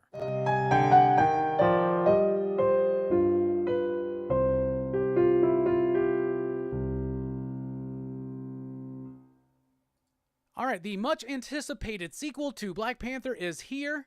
I watched it on opening night, Thursday night, watched it with Jelani, watched it with Brooks, watched it with an open mind and high expectations. The initial Black Panther movie, the original, was one of my favorites of the MCU. I thought it was a standout. I thought it was a highlight, obviously a culturally significant movie. And then unfortunately, we have the death of Chadwick Boseman. So that is something that's heavily focused in on this movie, is his passing. So they write it into the movie that he has passed. They don't, they didn't want to recast him and all that kind of stuff. But in the movie, it is about kind of mourning. It is about grief, all right? Shuri's kind of the main character, but Angela Bassett is a big standout. Her performance is really great. She's already getting all this Oscar talk. I do think that is extremely warranted. Her performance is incredibly powerful, strong, and steadfast in this movie, and it blew me away. She delivers power and authority through the veil of grief throughout this movie. She captures it with a nuance and an energy and an intensity that is to be applauded. Then we go into Okoye. Okoye's kind of... There's a lot of characters in this movie, right? And none of them, to me, feel like they're the main character, right? And Okoye is a great character, and she's involved, but then kind of quickly gets sidelined. M'Baku is back. He's a highlight here. He is the comedic relief when it's definitely needed. This is not structured or executed like your typical Marvel fare. It doesn't have a joke every 2 seconds. The jokes are very sparse and very needed when they are introduced. And Winston Duke delivers an insanely awesome performance, even though he's not in it a lot. He really displays a great sense of presence when he is on screen, and he's amazing. Lupita Nyong'o as Nadia. She's also really good. All of the performances in this movie are absolutely fantastic. There's not a bad performance in the movie. There's just underutilized characters. Nadia's one of them. They all have moments, but it never connects together. Riri Williams is in here. Nadia and Riri have some really great moments together. So does Shuri and Riri. And Riri is an interesting character. I would very much now be excited to see her in her own show, but it felt kind of shoehorned in, felt forced in, didn't need to be there, and it added to an already padded running time just having her. And at the end, when she puts on the Ironheart armor, the CG, I wouldn't necessarily say it was bad, but it definitely stood out, and it felt like something. I've heard somebody say it looked like something from the Nintendo 64 put over a Marvel movie. I don't know if it was quite like a 64, but it kind of stood out. All right, Namor. My bad, Namor. His name's not Namor, it's Namor. I guess I can get over that. That's fine. First of all, the look of the character was fantastic. I was there. They don't use Atlantis. They call it something else. I can't even remember what it is. It starts with a T. I don't mind that. It's got a connection to Mayan culture. I'm into ancient civilization theories and stuff like that. So I was on board with the way that they did it. I thought that his reasoning was spot on. I thought all of that was fine. The one thing I didn't like about Namor, though, he ain't got that swag. You know what I'm saying? Namor's got a suaveness to him. He's got a sensual nature about him. And he's very threatening at the same time. And he's very full of himself. He comes across kind of like he should be more cocky. In this one, I just felt like the characterization was a little off. I didn't mind the changes to the civilization, didn't mind the changes to his backstory, didn't mind the changes to even to the reason of his motivation. I just didn't like the fact that he seemed like Namor didn't have his swagger in this movie. Which leads me to my biggest criticism of the movie is how dark it was. Now, this movie was very hard for me to see. And the other Atlanteans, I'm just going to call them Atlanteans, Talokan, that's what it is. Talokan. The other Atlanteans, I'm just gonna do it the way I do it. The other Atlanteans were underutilized. That's Atuma. Why? Why is he in the movie? Just to be there, just to sell an action figure, I guess. There were some cool moments of fighting, but for the most part, towards the end, it just becomes this big CG mesh yet again. But that's being overly critical of things or whatever. This movie was incredibly dark for me, and I haven't seen a lot of other people mention this, but there were literal moments where we could not see what was going on in the screen. It did not look like the trailer. I have found other people on YouTube talking about this, which makes me think that there is some kind of problem with some of the digital copies that got sent out. And then at the end, we do have Black Panther. There is a new Black Panther, and we know who it is. I guess we're getting into spoilers here. Spoilers. Black Panther now is Shuri, and it's fine, and it's awesome, and it works, and it looks cool. And when she finally becomes it, it builds up to a nice crescendo. But Shuri just doesn't ever feel quite like the main character for me. So when that ending happens, I'm not saying it doesn't feel earned. I just feel like for a movie that's 2 hours and 40 minutes, that is filled to the brim with top-notch performances by everybody. The dude that played Namor is fantastic. I can't remember his name. Somebody please throw it out there. All the performances are amazing. But for a movie that's 2 hours, 40 minutes, that handles the loss of Chadwick Boseman very respectfully, graciously, and heartfeltly, for a movie that does that with this running time, with these amazing performances, it doesn't feel like there's a point of view in this movie. Doesn't feel like there's a character arc to follow as a thread point through, a thorough point, right? Like something that's guiding us through the movie. The movie's got some really great bits. It's got some pacing issues, I definitely think. It's overstuffed. It's got some characters that are thrown in there. We were talking about the Contessa, Valentina, Allegra de Fontaine, whatever. That's unnecessary. I love Martin Freeman. I love Everett Ross. Unnecessary. Riri Williams, really charming character in this movie. Unnecessary. That could have cut down some things. That could have added more elements of what was going on. I will also just say this. There was a mid-credit scene, but no post-credit scene. So you don't have to wait till the very, very, very, very end. Spoilery territory here, I guess. I mean, we've already kind of spoiled the stuff. Spoilery.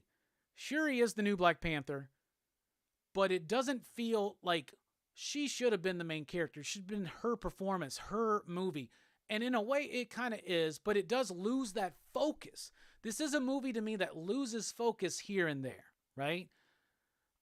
From what I can see in the trailers. Now, the scene, there's one scene where Namor shows up on the beach. And it's the first time that Shuri and Ramonda see and meet Namor, right? Or Namor from Talokan. Not Namor of Atlantis. It's fine. I don't mind those changes. We could not see what was on the screen. We just could not see it. Like, it was, like, we just could not see it. And the way Namor comes up is so nonchalant. There should have been, like I said, that swagger. There should have been that cockiness, that arrogance. That's not there in this movie. And, y'all, I'm a Namor fan. I've read Fantastic Four comics my whole life. Fantastic Four is my favorite jam. You know what I'm saying? So, like, I've read plenty of Namor. And I feel like I got an understanding of how Namor should be approached. And I feel like everything was great about it. He just didn't have that kind of thing. Like, Killmonger had more of that, you know? And obviously he's not near as good as Killmonger as a villain. Now, spoilers, we're in spoilers. There is a Michael B. Jordan cameo here, and the way it's placed in the movie it makes sense. And that's supposed to be the vibe. Here's the thing. The movie's got a lot of good elements, but it's trying to do too much all at the same time. It's trying to set up some weird shit with the Contessa for some reason. Like, why are we doing setup for Secret Invasion and Thunderbolts here in Black Panther, Wakanda Forever? It does start out, it's heartfelt. They changed the Marvel logo, the Marvel Studios logo. It's all Chadwick Boseman. It'll bring a tear to your eye. The opening of this film is, what I loved about it was mournful, but it was also celebratory, right? And I really appreciated that. But then the movie just kind of meanders around for a while, and it's doing a lot, it's juggling a lot, it's trying to do certain things, but it also has other things felt like they were shoehorned in. Namor doesn't have that swag. So many great performances, but the story just felt, and I get it, it's rough. Ryan Coogler had this movie written, and then Chadwick Boseman passed away. This is an unenviable task to make a sequel to a giant, important movie without the lead because he passed. It's a movie that deals with that. And I understand why there's some like a cathartic kind of sense to this movie for a lot of people.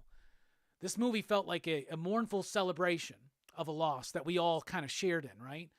And I think this movie has an impact on a lot of people.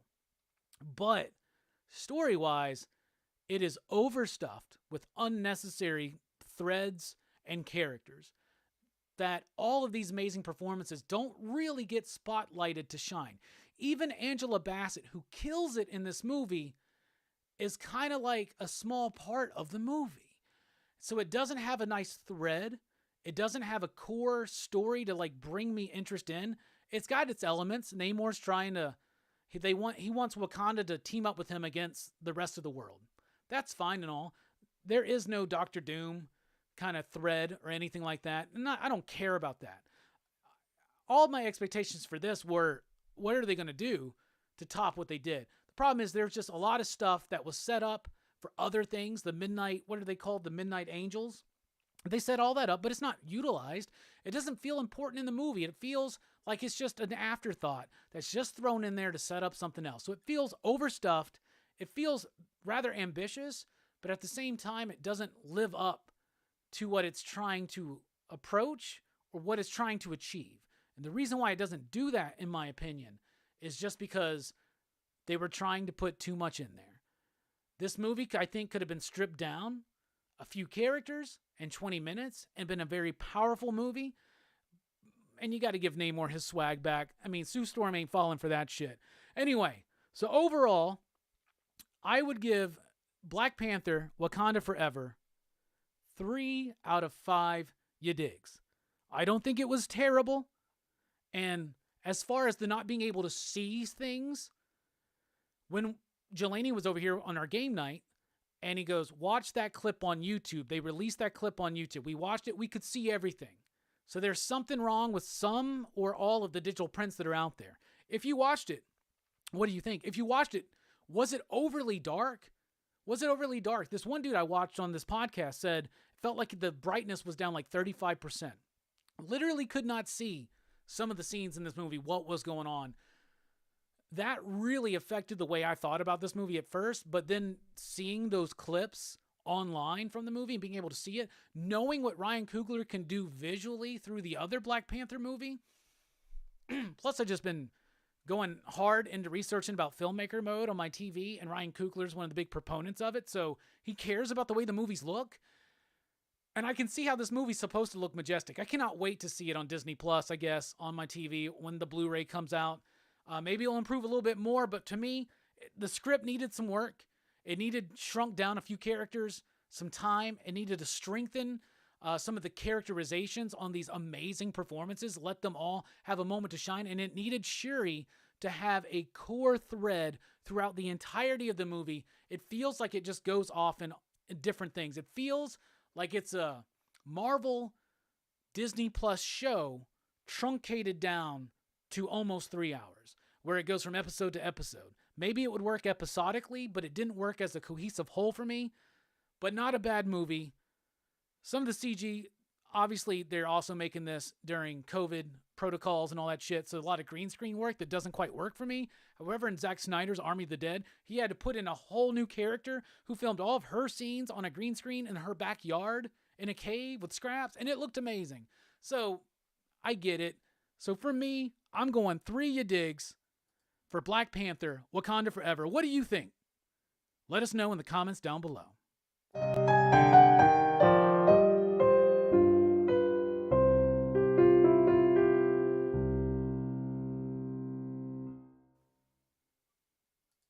All right, there we go. Black Panther review. Done. Boom. Hope I didn't spoil it for anybody. I was like, oh, I'm going to be clever. I'll let you know my overall thoughts, and I'll go. I just ran with it. Let's see what y'all think. Hey, I see Everything Comics in the house. Bob, what is up? Well, I missed a lot of comments. The Wonderful World of Wakanda. Y'all goofing on me for fucking that up. Thank you. Angela Bassett killed it, and that's it, says Sean. 62 Lefty Blues in the house. What is up? Sean says the Iron Man girl was annoying. Iron Man girl. Ironheart, but I get it. Whoa, N64 graphics. Mark says Angela Bassett is a fantastic performer. If you haven't seen it, check out Strange Days.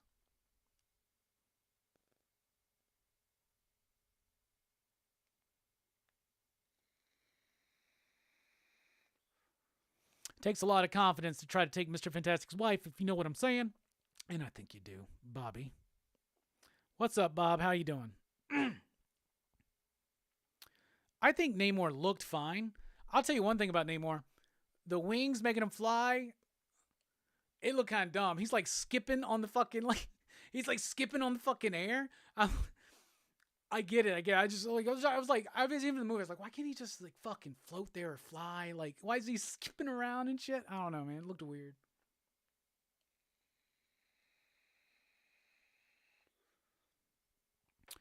Nick's got a good point. She was the last person who needed to be Black Panther. Great supporting character, bad main character.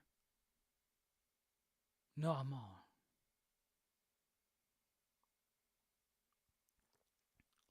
Nick says Riri will be fun, but wasn't needed in the movie. Agreed. Neither was the Contessa. None of that was needed. And Killmonger didn't need to be there either. Killmonger's there because we know who he wanted to be there, but it wasn't going to happen, obviously.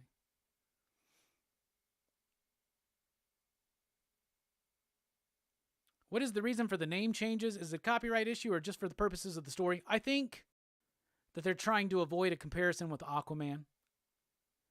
Not most of the general audience, the normies out there, the muggles, if you will, they're not like us. They don't know that Aquaman and Namor and their Atlantis, that's two separate different things. People come to my shop all the time. They're like, I need to get a gift for my kid. He loves this stuff. All right, what's he into? Marvel, DC? Oh, yeah, he loves Marvel. Spider-Man, Justice League, Batman, all that Marvel stuff. So a lot of the general audience don't know, and they would probably be accused of ripping them off or whatever. I don't mind the changes. I honestly don't. It's still Atlantis to me. You know what I'm saying? Just a different name. You know what I'm saying? But, you could look into, there are certain ideas of, the Mesoamerican cultures being, a basis for Atlantis and shit like that. So, I don't know, man. I don't mind. I don't mind any of that. The cultural stuff going on with that city was fine. Namor just didn't have that swag. He should have been talking more shit. You know what I'm saying? Namor's like a male version of the White Queen a little bit. That's why they work so well together in the X-Men when they were there together as the Phoenix Five. Later tonight on the Phoenix Five. Not Aztec, Mayan. It's Mayan, right? Pretty sure it's Mayan. But still, really freaking cool. I liked it. His people call him Kukulkan. The feathered winged serpent of God, or something like that. Winston Duke is just dope as fuck. I still haven't seen Black Adam. I need to watch it. No, I haven't seen Black Adam. Yep, Namor creator Bill Everett passed away in 1973, also co-creator of Daredevil. And responsible for the Avengers, pretty much, because Bill Everett was way late on Daredevil, so they needed to fill that space at the printer that they had reserved. So Stan and Jack just threw together something with their existing characters, and that's how we got the Avengers. So there you go. Check out Bill Everett's very first Submariner stories, though. Some interesting use of duotone. Didn't quite print right back in those days, but they've cleaned it up since.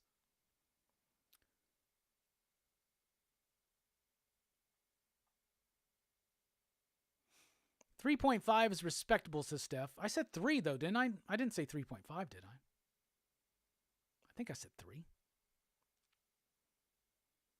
Did somebody else say 3.5?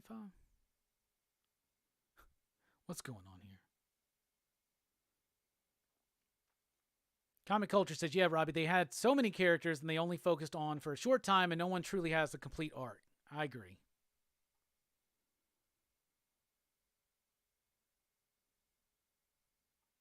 Rushed and anticlimactic. There were no visual problems with Black Adam, I'll tell you that much, says Evil Face Bad. Trey Paperdad says, it was not too dark in my theater, but I agree there was too much in one movie, and it was a little too long. Riri was not necessary. She felt forced. Makes me think that only some of the files that were sent out were tainted then. Some people probably got a really dark viewing, because I've only seen like a couple people mention it so far. Trade Paper Dad says 3.5, you digs?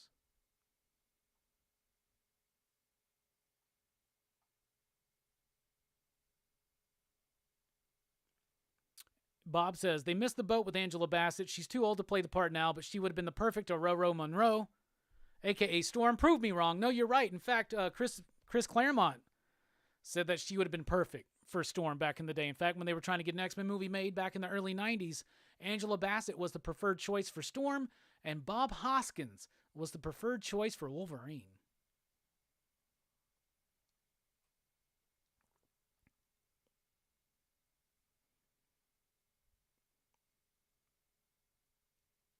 I said 3.5?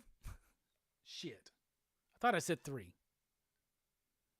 Well, whatever. I said it was going to stand for now.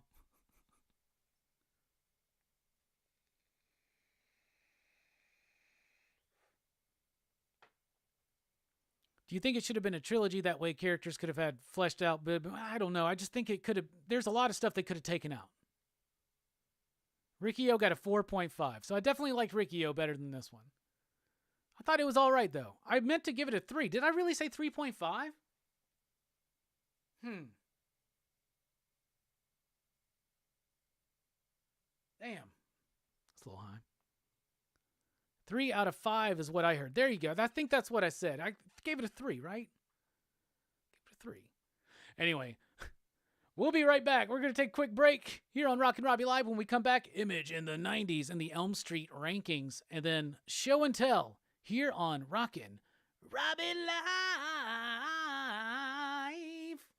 What?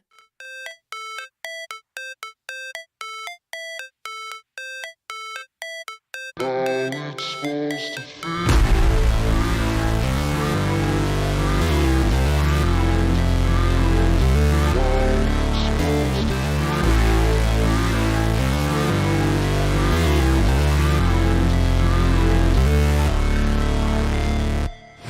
Never break, always fight, never quit, do it right, play the game, win it life, have no shame, there's no time, feel the pain, live the grind, I could change, in my mind, pick a lane, commit and climb, the only way to win it life. I never miss, that's fact. Taking big swings, bitch, hand me the bat. Put me in the ring, you'll go out in a bag. Cause I sing what I mean and I bring it to the mad light. Ain't got time to kill, I got time to feel. I took the red pill, I know life's short so I wanna live real. But how's it supposed to feel?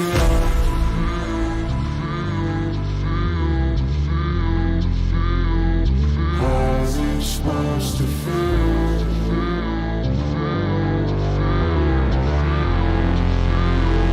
How's it supposed to feel?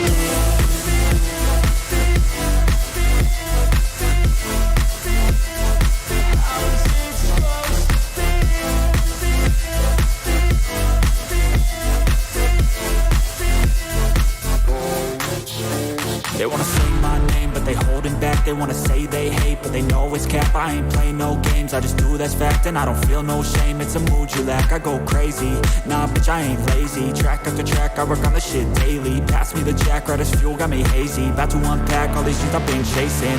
I've got visions in my head, like memories after death. To be a legend instead of something you can forget. I'm living up every breath, I'd rather lead than be led. I'll fill the seats as I spread with every word that I've said.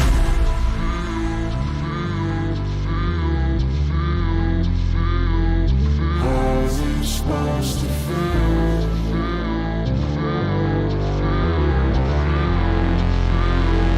How's it supposed to feel?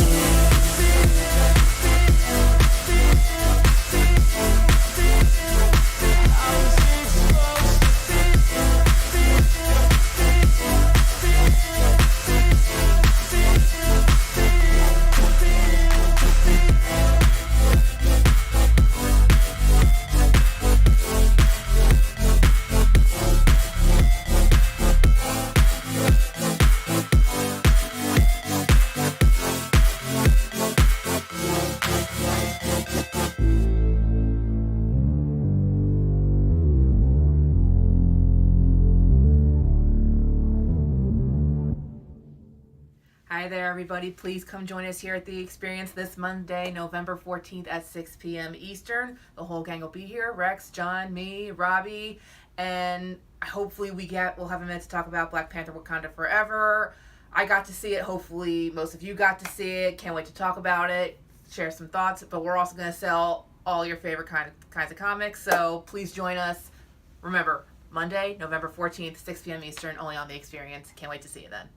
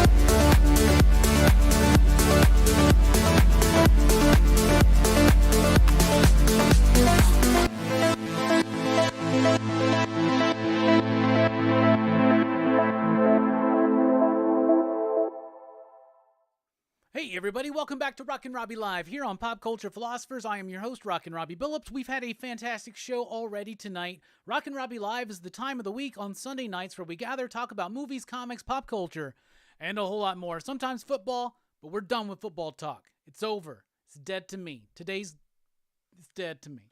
Anyway, we've already talked about the DC sneak peek. We did the Black Panther movie review, and we did this whole appreciation for Batman the Animated Series. That was great. That was fun. That was one of those nice, spontaneous Rockin Robbie Live moments that I love, that make this show amazing.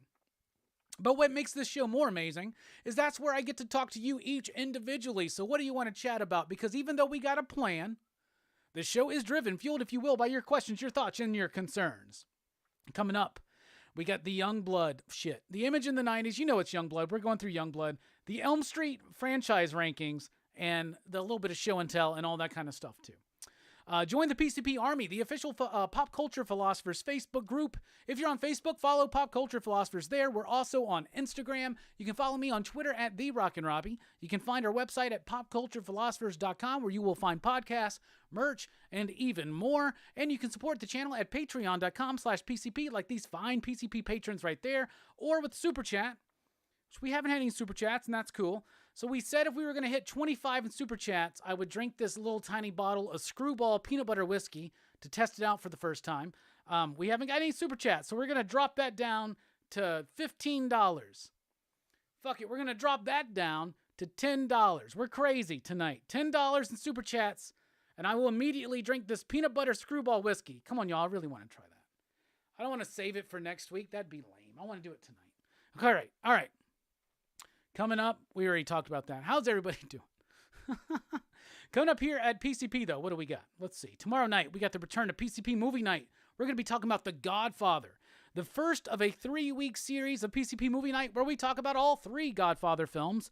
Very excited for that. We will be joined by Perry and Brooks, who have never seen the Godfather movies. That's crazy to me. Then Dylan's Horror Show on Saturday, we're talking about the latest 2022 Hellraiser reimagining, reinvention, if you will. That'll be 6:30 p.m. Central Time on Saturday night at Dylan's Horror Show. And Thursday night, we will have Katana Collins here on the channel. She is the writer of Batman, White Knight Presents Harley Quinn, and Cherish from Dynamite Comics. We will be joined by her and the editor of Cherish, which is our good friend Joe Corallo. So it's going to be a great, fun conversation with Katana Collins on Thursday night. Thursday night. It's gonna be all right. It's gonna be fun. It's gonna be good. Ooh, ooh, ooh. Halle Berry, the only person to be in a Marvel and DC movie. Everybody says you're not true. Shazam was in Thor. That is true. J.K. Simmons as well as Jameson and Gordon. That's true as well. There's got to be somebody else, right? Surely. It's got to be somebody else. Josh Brolin, Cable, and Jonah Hex. Yeah, we could do that. Save the liquor for Thanksgiving. 62 says he'll drink it anyway. Shh. All right, you busted me. All right. It's time to go back. How far back in time? To the 90s, when Image reigned supreme and even extreme, especially Rob Liefeld. So let's get into it. It's time for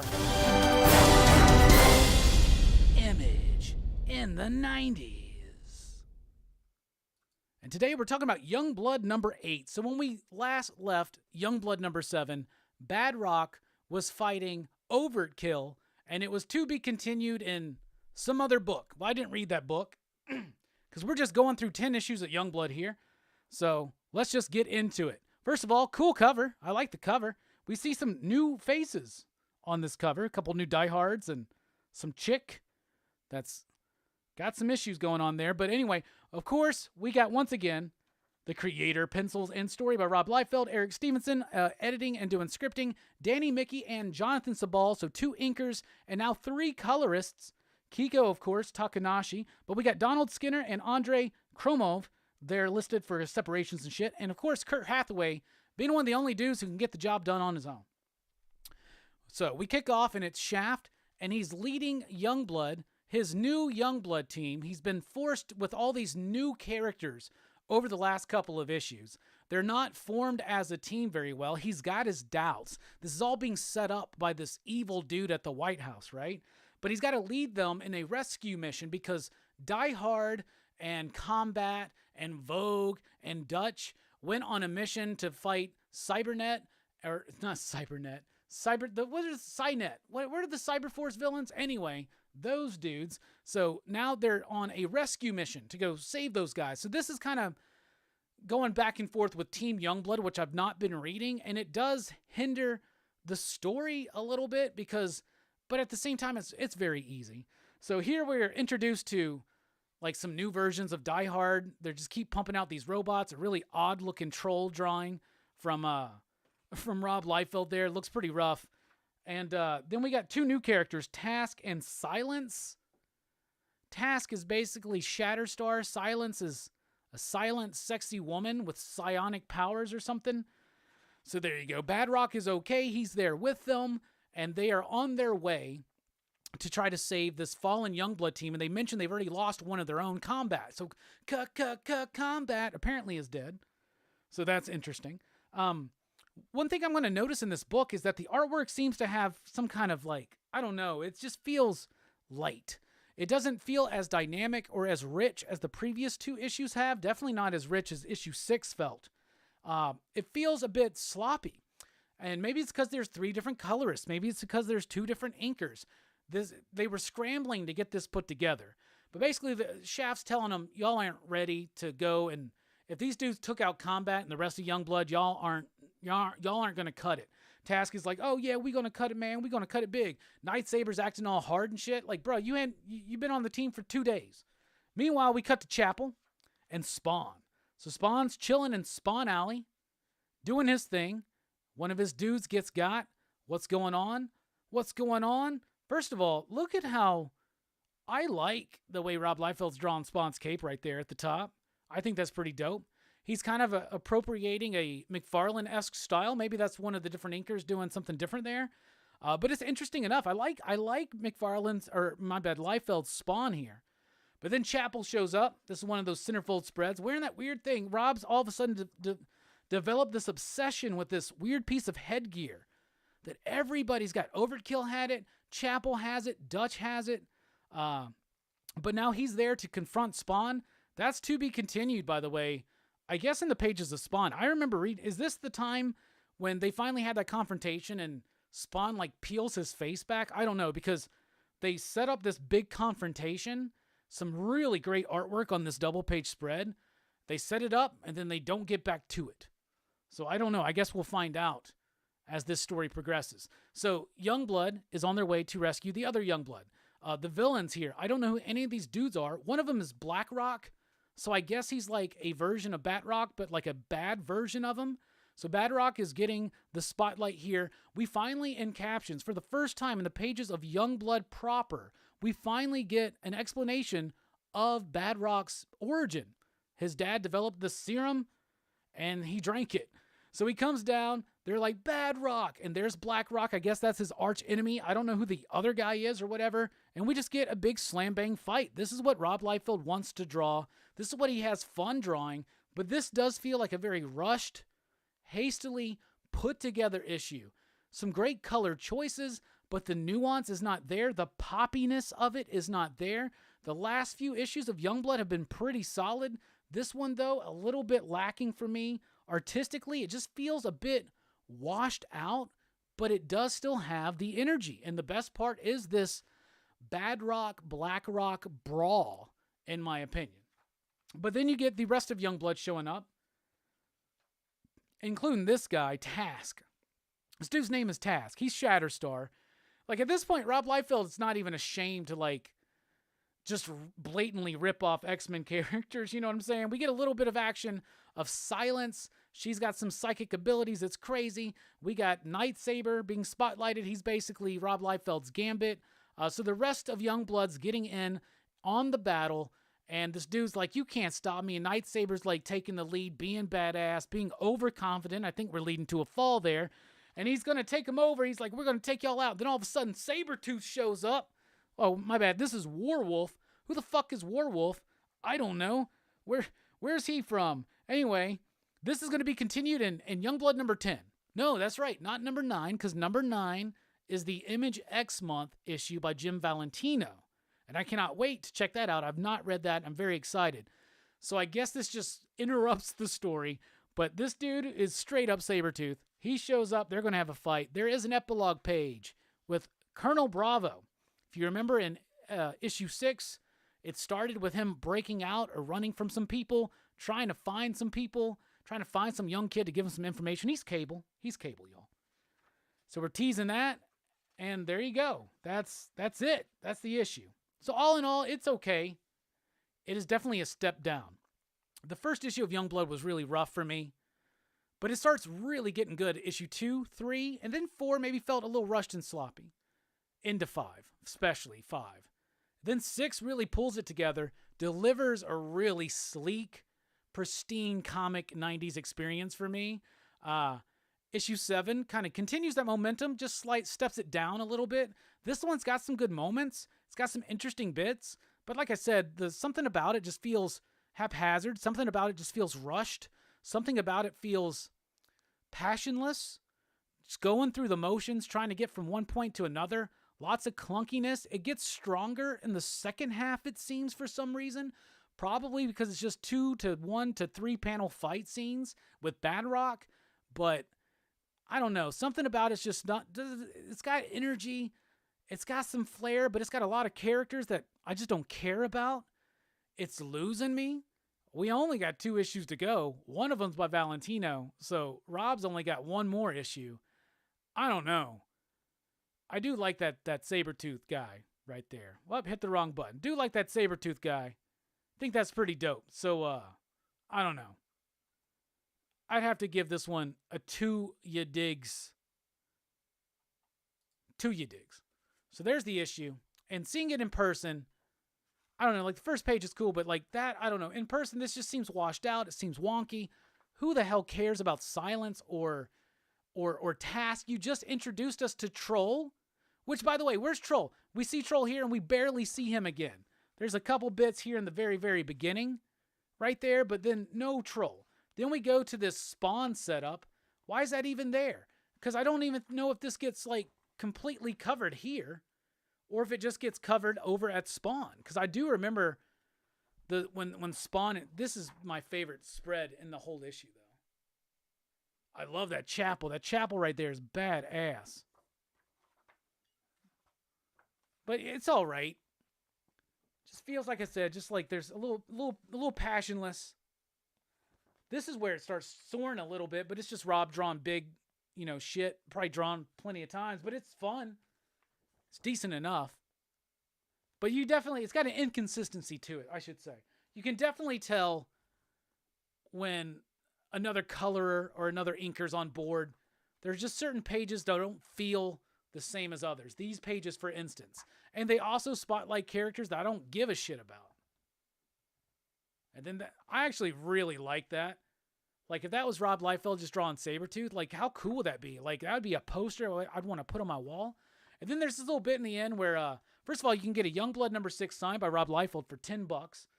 And he announces that Joy did accept his proposal that he had at the end of issue 6. So maybe that's been distracting him. Letters pages. So there you go. Cool book. Got a Mortal Kombat 2 ad on the back. It's coming. Y'all, to Super NES, Genesis, Game Boy, and Game Gear. If you ever played any Mortal Kombat game on the Game Boy, you know how shitty they were. Then we also got this ad right here for Youngblood Year 1 by Rob Liefeld and Kurt Busiek. How badass. Guess what? This shit never happened. It never happened. It never fucking happened. Look, they're all wearing that fucking thing again. What is this? I guess they're supposed to be like antenna comms or something, but that's so fucking weird. Whatever happened to Sentinel? Where's he at? I got to read Team Youngblood and Youngblood Strike File. Shit. Anyway. It was kind of weak. Anyway, that has been your Image in the 90s. All right, y'all. Saber Warwolf, you're right. Sean says, the only reason I bought Image back in the day was that they were the first to have slick paper and the TNA. Well, there you go. Those are his earbuds. They were bigger than in the 90s. I mean, you're right. They're these, right? Yeah, they're like... It's just so weird. Everybody's got those fuckers, man, now. All of a sudden, everybody's got them.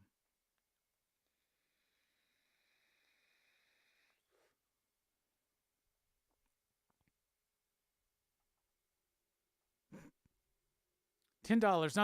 Not that price these days. No, not anymore. Dutch is in that Image 30th anniversary anthology book in a strip written by Joe Casey. That's because Dutch was created by Chap Yap. Yes, you're 100% right. I did read that and I liked it. Hey, we got a super chat in from Choco's 26 Station. $10 super chat. I guess we'll be trying the Screwball Whiskey here. Thank you so much for the support. We really do appreciate it. I forgot where the button was. Thank you.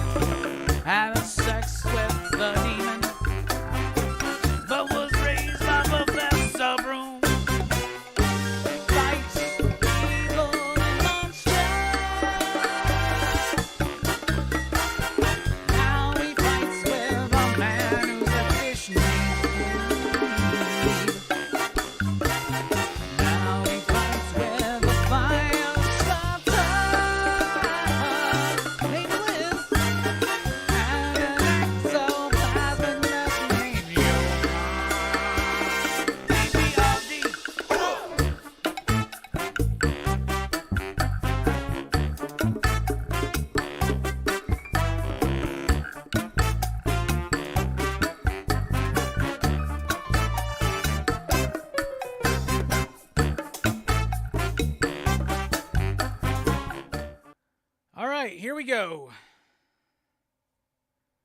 Screwball Whiskey. Cheers, everyone. It smells like peanut butter. Now, at the liquor store, what initially concerned me is that this was not with the rest of the whiskeys. Mike found it over with like the liqueurs and shit. And I was like, what? It's over there? So here we go. Peanut butter whiskey. Sounds like it should work, right? Sounds like it should work.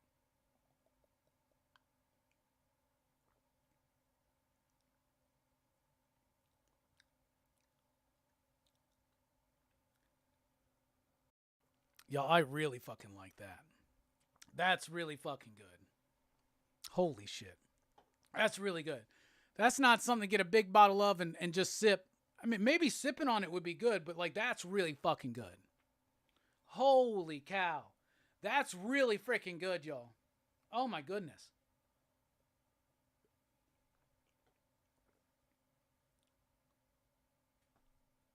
That's really good. That's amazing. Oh my goodness. Wow. It's alcohol. It's got the burn. It's thick, so it's more of a liqueur. It's like a peanut butter liqueur is basically the way to... How is this whiskey? Is it actually whiskey? 70 proof. Is it actually whiskey? How do they make this shit? It's from Canada. Canada makes sweet whiskeys anyway. Contains peanuts. You can get a 5-cent return in Maine on this bottle. That's really good. You can make some really good shots with this, I bet. Maybe you get some of that Godiva chocolate liqueur, mix it, or some Kahlua maybe even. Get like a peanut butter chocolate type thing. It's really good. It's sweet, y'all. It ain't whiskey flavored. It is good as fuck, though. I love it. This is amazing. Holy shit. That tastes really good. I'm rather surprised by that. Thank you. Thank you so much, Chocos26. That was awesome. Chapel is badass, by the way.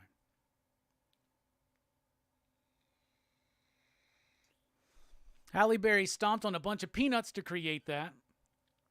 Won an Oscar for it. Yeah, I saw all y'all talking about Halle Berry movies out there. I'll tell you what, man. What's the name of that movie where the Halle Berry won the Oscar? Monster something. What was it? With Billy Bob Thornton, Heath Ledger. Monsters Ball, maybe? That is one of those Oscar bait, like, suffer porn movies, man. It's just like, how shitty can we make these people's lives and how can we make them shittier? That's what that is. It's like Pay It Forward, right? It's like, let's just, I don't know, man, where they're like emotionally manipulating the audience. I don't know. And there's some scenes, though, with Halle Berry that I really liked back in those days. I'll tell you that. Man, that screwball was really good. We got to make some shots for that.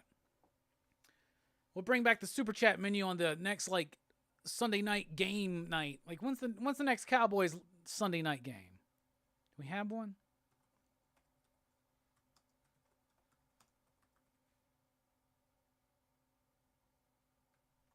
Let's see. When's the next one?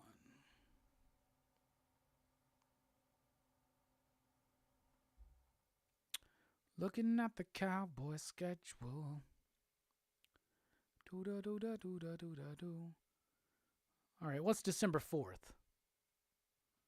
What day is December 4th? Looks like it's December 4th against Jeff Saturday and his Colts. All right, I guess December 4th is going to be the next Super Chat menu day, so everybody get ready. We're going to be watching the Cowboys play the Colts on December 4th live on Rockin Robbie Live. Opening up the Super Chat menu, going to have a lot of fun, hopefully, like we did the time before. That was one of my favorite live streams. By the way, the last Rockin Robbie Live we did crossed 2,000 views for the first time. I don't know what happened to trigger it in the algorithm, but I really appreciate you, YouTube station. I hope people enjoyed that episode, and I hope they come back for more. Yeah, I'm not doing a live stream for the Thanksgiving game. I don't know what I'm doing for Thanksgiving, actually, at this point. I'm actually thinking about having a solo Thanksgiving for the first time in my life. I feel like that could be a good... I feel like that would be a good thing to do. Not in a sad way, but in a very purposeful way. I feel like it. I don't know. I don't know what's going to happen.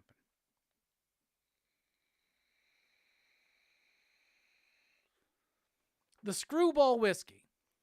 Do not expect whiskey. This is a liqueur. It's a peanut butter flavored liqueur. That's awesome. That's something definitely a good additive for mixed drinks. It works. Peanut butter's got that sweet salty. Whenever you try to bring that up in like a drink or something, it's just always wrong. You know what I'm saying? However, it works there. That's really good stuff. That's really good stuff, to be honest with y'all. I really like that. Dallas coach may have gone for it on 4th and 4 because he was mad at the non-pass interference call. I do think that was pass interference on CD Lamb. I do think it was. That dude had basically his arms pinned, but what the fuck ever. I'm not going to focus on it right now.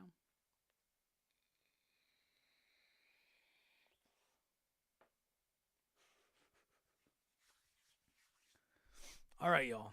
Let's get into it.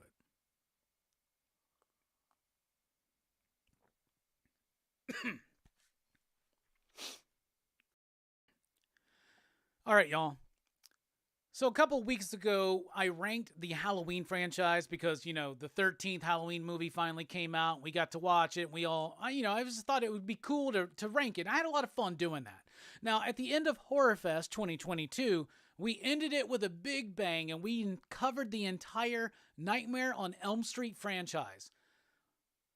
So I figured, since I just recently rewatched them, why not right now rank the franchise, right? So if you want to check out my full thoughts as well as the panel, we went for like 2.5 hours talking about all 9 movies in this franchise. And yes, we do include Freddy vs. Jason and the remake.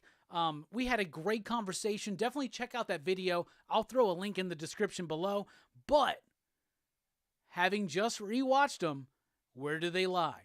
What are the best? What are the worst? Well, as Joe Corallo would say, come on, the first one's the best, then you got some that are your favorites, and then who gives a shit about the rest? That's basically how it breaks down, so let's get into it. At number 9, I got the 2010 remake of A Nightmare on Elm Street. I understand the intention behind this movie, I guess, but it doesn't work. It's, what's his name, Jackie Earl Haley or whatever. He's trying to do something different. When you have a character like Freddy, who has only ever been portrayed by one dude, Robert Englund, it's hard to step in those shoes. You know what I'm saying? It's hard to follow in those footsteps. And he tried a different approach. Excuse me. Maybe he tried to do a more sinister approach. And in the movie, they tried to do this more sinister approach where they were leaning more into the child molestation factor, trying to make him more creepy. Well, one of the things that made Freddy work so much, even in the earliest film, is the charm. Freddy has no charm here. And it's hard to have a character have charm when he's a child molester. So they toned that down on Freddy, and over time he became this very comedic character, for good or for bad. But for the most part, I like it. It does not work for me on this one. A decent enough cast, doing, I guess, the best for their pay with their script, but ultimately, not a good movie. And at number 8, A Nightmare on Elm Street 5, The Dream Child. I hate this movie. I hate this movie so much. It's boring. It's so damn boring, and it's got that dumbass bug-eyed kid that just pisses me the fuck off, right? Like Freddy. So it's Alice's kid. First of all, I still don't forgive them for killing, was it Kirsten or Kristen? What was Patricia Arquette's character that got played by Tuesday Night in part 4? I still don't forgive them for like veering away from that story into Alice. Alice is insufferable to me in this movie. I hate it. I hate this movie so much. So she's got a kid, right? She's got a kid, and Freddy's trying to use the kid to like come into the real world or whatever. It just doesn't work for me. It's boring. It's lame. That being said, it's got some really good effects that were definitely cut by the MPAA, but some really great effects. When dude's on the bike and he's like in his dream turning into the bike cyborg thing, that shit's awesome. There's some really great effects and cinematography in this movie, but the story is whack as fuck. It is by far the worst of the Robert Englund movies, in my opinion. At number 7, Nightmare on Elm Street 4, The Dream Master. This is the movie that did the unforgivable act in this franchise, which is kill momentum. Okay? So they had this movie, Nightmare on Elm Street. It was a hit. Then they had a second one, a sequel. It did good, but the response wasn't as right, but it was still good. It was still there. Then they did a third one that really, people still look at that third one. They were like, it's one of the best. And then what do? You take all the survivors of the third movie and you kill them the fuck off in the first act. Okay, it adds this element of, oh shit, anything can happen. But then it also adds this element of, what are you going to do now? So the best thing this movie's got is Alice's brother, who's like a kung fu karate obsessed ninja kid who likes to listen to Dramarama. I love that bit. It's got some decent effects, got some decent kills, but overall, story-wise, like what the fuck is your problem? You're trying to wow us too much.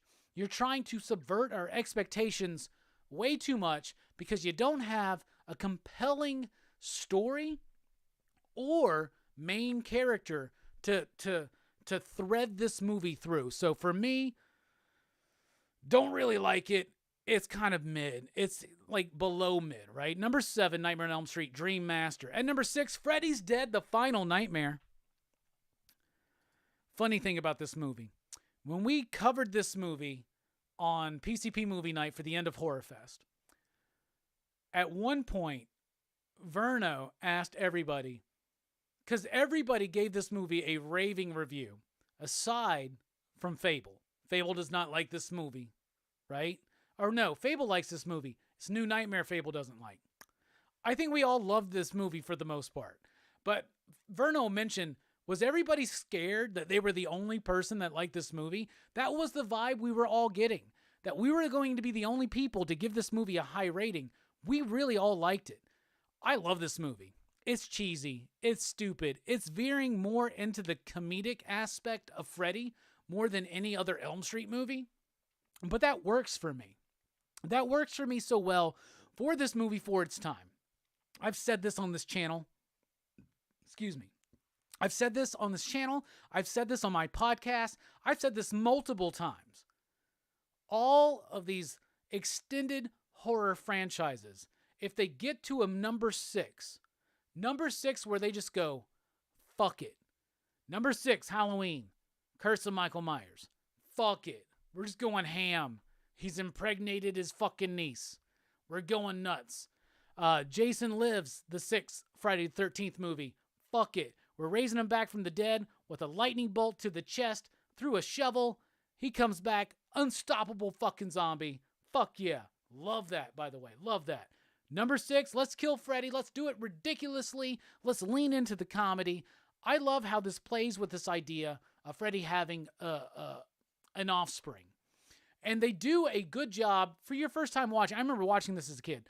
I was so hyped for this movie coming out. I didn't get to see it in the theater, but I did get to see it when it first arrived on video.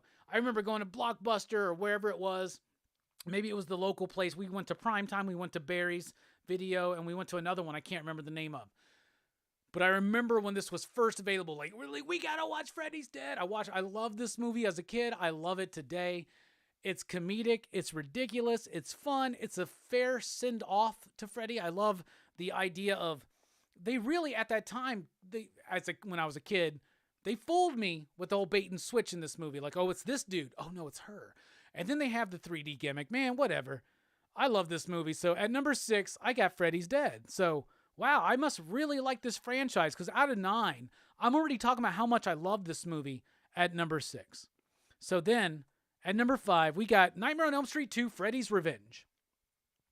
This was always one of my more least favorite Freddy films, to be honest with you.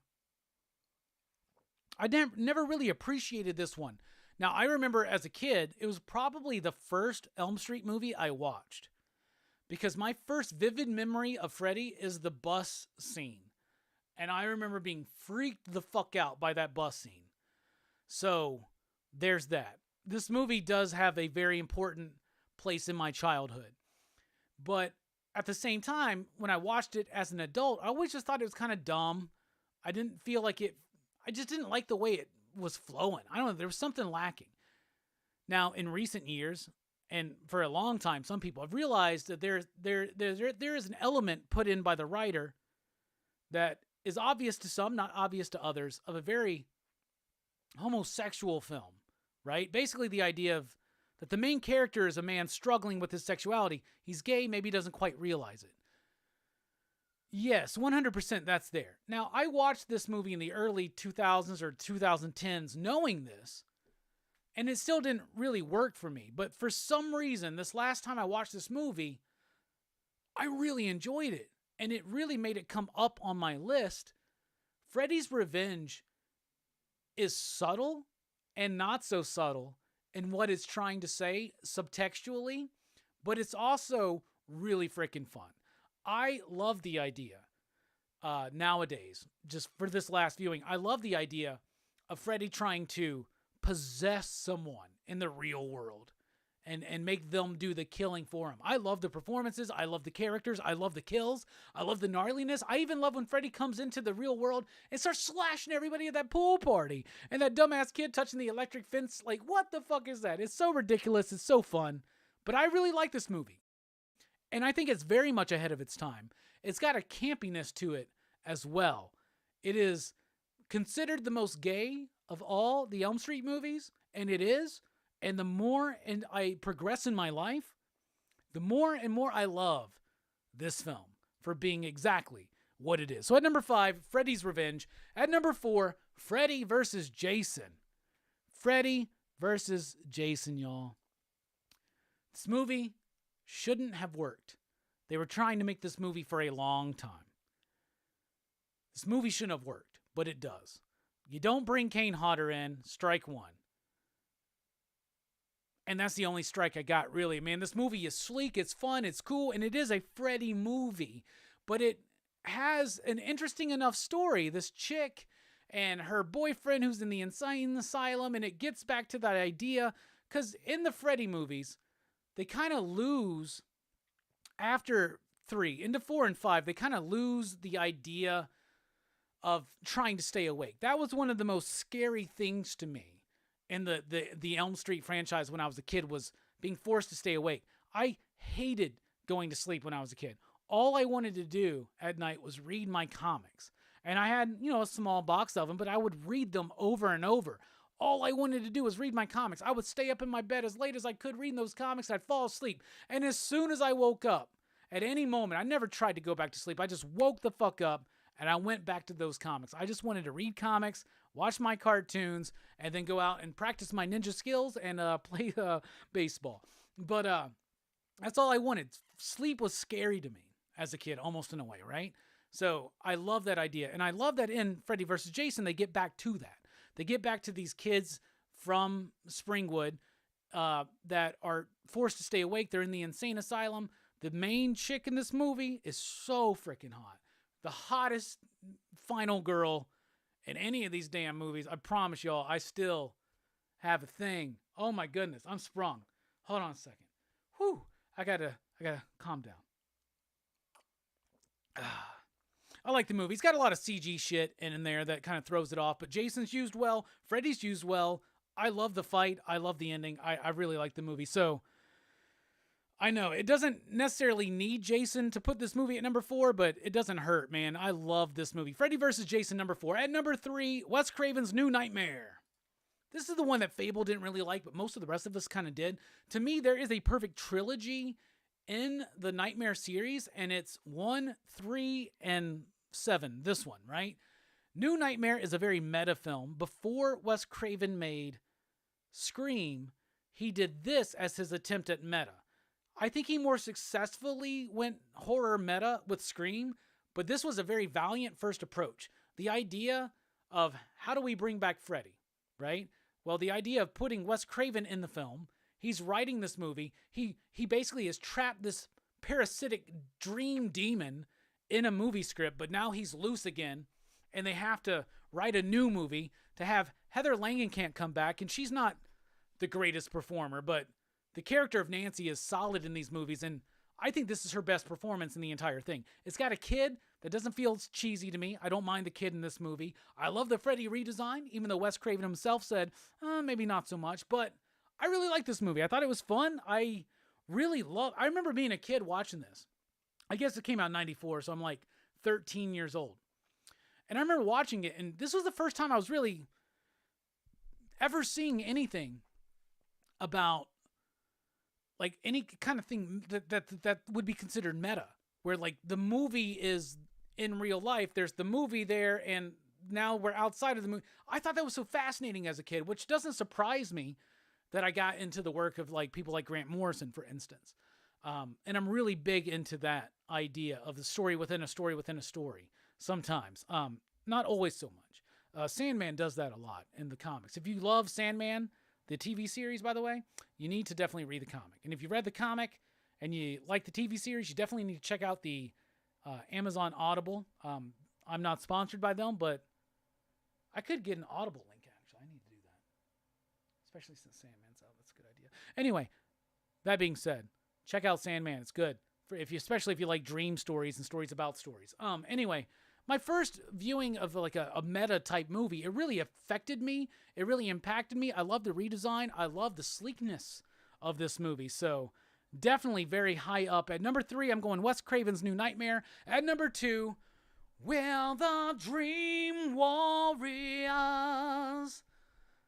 Dream Warriors is amazing. I love this fucking movie. The Dawkins song is brilliant. Lawrence Fishburne's awesome. I care genuinely about every character in this movie, and that's why it stands up.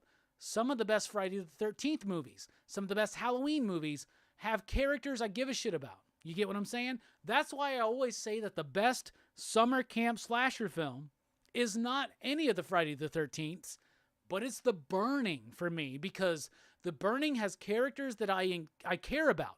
And my favorite Friday the 13th movie, I think, is Part 2, because they all have characters I care about in some kind of way or form or fashion. Same with Dream Warriors. All the kills are the best. They're memorable. The fucking puppet marionette with his tendons or blood vessels or whatever freaked me out when I was a kid. The Welcome to Primetime, bitch. Everybody remembers that one. The syringes. Dream Warriors is iconic. It is amazing. Solid performances. Cheesy at times, but for the most part, super freaking solid. And I think Robert Englund's best performance as Freddy is in this movie. This movie slaps, y'all. Frank Darabont, who we were talking about earlier in our Walking Dead chat, we were talking about Frank Darabont. Frank Darabont was one of the co-script writers here. Wes Craven created the story, then had to go off to do Deadly Friend, I believe, at the time. And then Frank Darabont and his partner came in and fleshed out the script. But I love this movie. Dream Warriors at number 2. And at number 1, it's the original, A Nightmare on Elm Street. We would not have these movies. I would not be here tonight talking about this without this first movie. Wes Craven, what a genius. He was able to create iconic horror films across 3 decades. Nobody else does that. He revolutionized horror in the 70s with Last House on the Left and Hills Have Eyes. And then he did it again in the 80s with Nightmare on Elm Street. And he did it again in the 90s with Scream. He's given us 2 of the most iconic slasher villains. 2 of the most iconic slasher characters ever with Ghostface and Freddy. Creating this character out of stories that he was reading about people plagued by nightmares, dying in their sleep, trying to keep themselves awake, forcing themselves to stay awake, their parents trying to get them down. He understood all of this, was able to tell a story from a teenager's perspective, you know what I'm saying? And was able to make, once again, I care about every character here. The revolving room, the death of Tina, Nancy's struggle, the bathtub scene, the Home Alone bit at the end, even the kooky, crazy Freddy arms. I fucking love every bit of it because it does get sinister. It does get dark. That moment when Freddy's like, no, this is God. They perfect it over the next few movies, especially in Dream Warriors. But right here, the raw, primal fear of what Freddy is, what he represents, what he brings, even the fearful nature of his charm. The fearful symmetry of it all is prevalent and present in the first movie. So, at my number 1, it's got to be nothing more or nothing less than the original. So to recap, at number 9, the 2010 remake of A Nightmare on Elm Street, shit film. At number 8, Nightmare on Elm Street 5, The Dream Child. I don't like this one. At number 7, Nightmare on Elm Street 4, The Dream Master. Yeah, don't like this one either. At number 6, Freddy's Dead, The Final Nightmare. I really like this one. At number 5, Nightmare on Elm Street number 2, Freddy's Revenge. I love this more and more every time I watch it. At number 4, Freddy vs. Jason. Love this film and the sexiest final girl in all of these damn movies. At number 3, Wes Craven's New Nightmare. My first experience with meta, and it was a love affair that never ends. And at number 2, A Nightmare on Elm Street 3, Dream Warriors. Come on, man. The Dawkins song alone is enough. And at number 1, the original Nightmare on Elm Street. Those are my rankings for the Nightmare on Elm Street franchise. Will we ever get another one? I don't know. What are your thoughts? What are your rankings? Let us know in the comments down below right now. Station. Pop, pop. This is Pop, Pop, Boom. All right, that was fun. How are y'all doing? Oh, Steph, thanks for throwing out the link. Yeah, if you really want to get into the nitty gritty, you got time. Good listen while you're working. 2.5 hours, I think, on the Nightmare on Elm Street franchise with me and the excitable PCP crew. Fable gives us his ranking. At number 9, the remake. At number 8, New Nightmare. At number 7, Dream Child. Number 6, Dream Master. 5, Freddy's Revenge. 4, Freddy vs. Jason. 3, Freddy's Dead. 2, Dream Warriors. And 1, the original. Nice ranking. You're a little low on New Nightmare.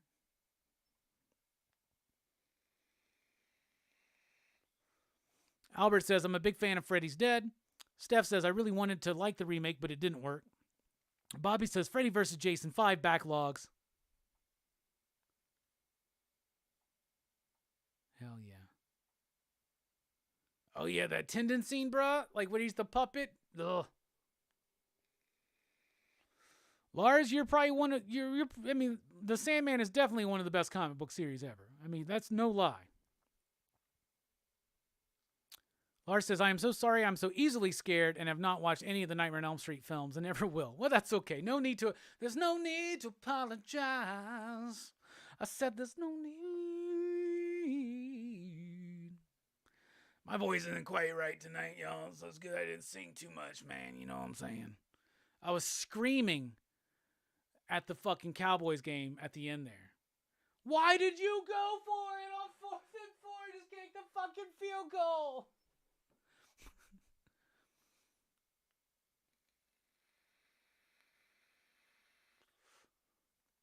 Mark says, Freddy versus Jason was okay. But we all probably would have preferred Michael versus Jason, while Freddy was manipulating both. I get it. As long as we got the same final girl. What's her name? I don't know if I've ever seen her in anything else, to be honest. Monica Keena. Bruh. Google image search. The hearts appear in my face. I wish I need a GIF with hearts. Like, Jesus Christ. Man, oh man. Okay.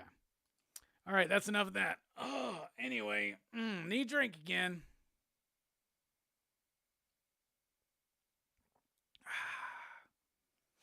All right. Is it hot in here? Okay. Is it hot in here? Yeah. It's not just me? Okay. All right, so it's time for show and tell. For show and tell tonight, I got a Blu-ray haul. Yeah, I just shared some Blu-rays I'd recently gotten on Dylan's Horror Show, some Frankenstein ones, but Amazon, one of the problems with Dylan's Horror Shows, we got this like private chat that we all have together, and Dylan and Scarpad like to show off whenever there's a really intense sale on something, they show it off, and they get me sometimes. And Amazon's already started their pre-Black Friday sales. So I got all of these pretty much super fucking cheap. Except for this one. I mean, this was cheap, but it wasn't, I guess, normal price. I had to get this. I got Charlie Brown Thanksgiving. I didn't have this. And I never am able to be there when it airs. But the Charlie Brown movies are a staple in every holiday tradition in my life. So I'm making an effort to make sure I have them. Right now, all I have is The Great Pumpkin, because it's The Great Pumpkin. But now, as the holidays come, I'm going to be getting them, fill out the collection. Charlie Brown Thanksgiving. It also comes with the Mayflower Voyagers. Play It Again, Charlie Brown, as well. So that's cool. I like how they come with more. I want every damn Charlie Brown thing. All right, this was $5 on Amazon. Picked up The Green Knight for $5. This is like my favorite movie of, 2021? Yes, this is my favorite movie of last year. Happy to have it. This was $5 as well. Spider-Man No Way Home? Sure. Fill out the collection? Absolutely. Got this for $10, but it came with the slip. Everything, Everywhere, All at Once. One of the best movies of the year. Happy to have it with the slip. Got this one for $5. Zack Snyder's Justice League. I love this movie. And I complain about movies that are 2 hours and 40 minutes being long, but I love this one. So fucking weird. This one, there's a really good 2.5 hour movie in here. Anyway, had to get it on physical because you never know when your internet's going to go out or they're just going to take anything away. You know what I'm saying? This was $10. Hats off to Scarpet for pointing this out to me. The John Wick trilogy, chapters 1 through 3. Got this for $10. I watched this for the first time 2 action fests ago. Loved all of these movies. Just saw the chapter 4 trailer. Got very hyped for it. So definitely wanted to get these on physical. I'm glad I did. And then there was a Criterion sale not too long ago. And I picked up something that I haven't shared yet because it's tied into one of the movies that we're covering in 2023 for PCP Movie Night. So I'll go ahead and let you know that we're going to be covering one of my favorite Coen Brothers films next year. And I got the Criterion version of Inside Llewyn Davis. An absolutely amazing movie. The movie that made me fall in love with Oscar Isaac. All right. Pick this up. Sometimes at the shop, we buy a collection of comics and there's the most random shit inside, right? The most random shit, magazines and shit. There was an Atari catalog from the 80s here. And I had to get this. So this is very early and it's like spotlighting all the games you can get on Atari. This is just such a cool trip into the past. I have an Atari 2600 flashback. So I have some of these games. So just to have this is a big part of my life. This was the first game system I ever played. First one we had in our house. I fucking love Atari. So really cool to have that. In fact, I have been wanting to get an Atari 2600. We need to start a crowdfunding super chat goal for that. Maybe for December 4th. Let's get Robbie a 2600. Anyway, got a couple comic book things this week. I recently watched the Crumb documentary a couple weeks ago, so it made me want to go ahead and fill out my Crumb collection. So I picked up The Life and Death of Fritz the Cat. I want to get the complete Crumb fanographic books. I want to get all of those, but they're so hard to find. They go in and out of print. So I just said, let's just get the essentials first, including Fritz the Cat. So there you go. Some Robert Crumb goodness. This just released this week. This is Bernie Wrightson, the FPG years. Bernie Wrightson did 2 card sets, and this is the collected artwork of those sets. So he did like 150 new paintings for these 2 card sets, and this is all of them in their glory, and lots of other cool, fun little tidbits. But if you're a Bernie Wrightson fan, you definitely want to pick this up. It's just shy of $50. Your shop, hopefully if you got a good shop, they'll give you a good discount. Or you can get it, maybe it's on Amazon, I don't know. This book is awesome. For Bernie Wrightson fans, you really, really need this book. I was very excited to get a hold of this. Some great Bernie Wrightson stuff right there. So that is show and tell. But the best thing I got this week was a gift from Robbie Bateman. Robbie from Earth 2 hooked me up with his old DVD VCR combo.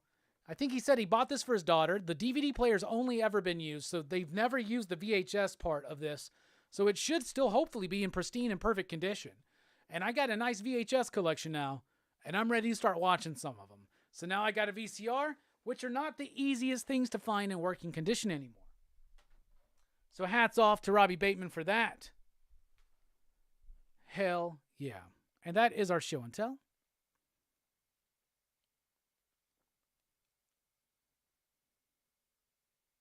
Kelly Rowland was also in Freddy vs. Jason. She's still fine as fuck. Figure Drawing says, nice. Green Knight hype. Hell yeah. Snyder Cut. Loved Everything Everywhere All at Once. Hell yeah, Steph. Yeah, the rad and deceptive Atari game art. There's a book of all the Atari game art, and I missed out on it. I should have got it. I wonder if it's still available.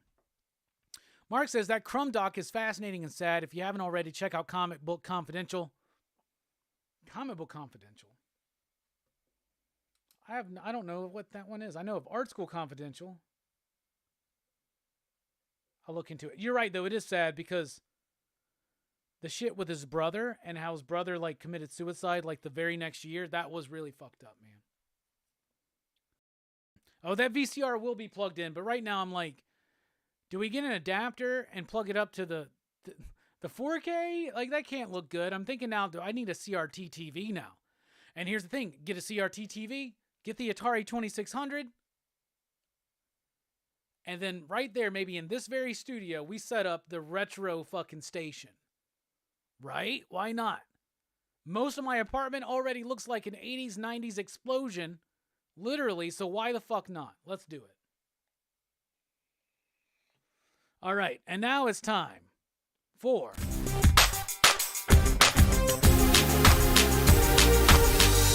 Final Five. And we're going through this Spider-Man Fleer Ultra set from 1995. We got Man-Wolf. Pretty decent card there for Man-Wolf. J. Jonah Jameson's kid. That's Bruce Jensen doing the artwork there. Here's a spicy one. Mary Jane, y'all. Was she in Freddy vs. Jason? I don't know. I can't tell. Anyway, nah. That's Tom Tompkins. Nice Mary Jane card, y'all. And I know a lot of y'all are going to be seeking out this card now. Actually, it won't focus on it very well.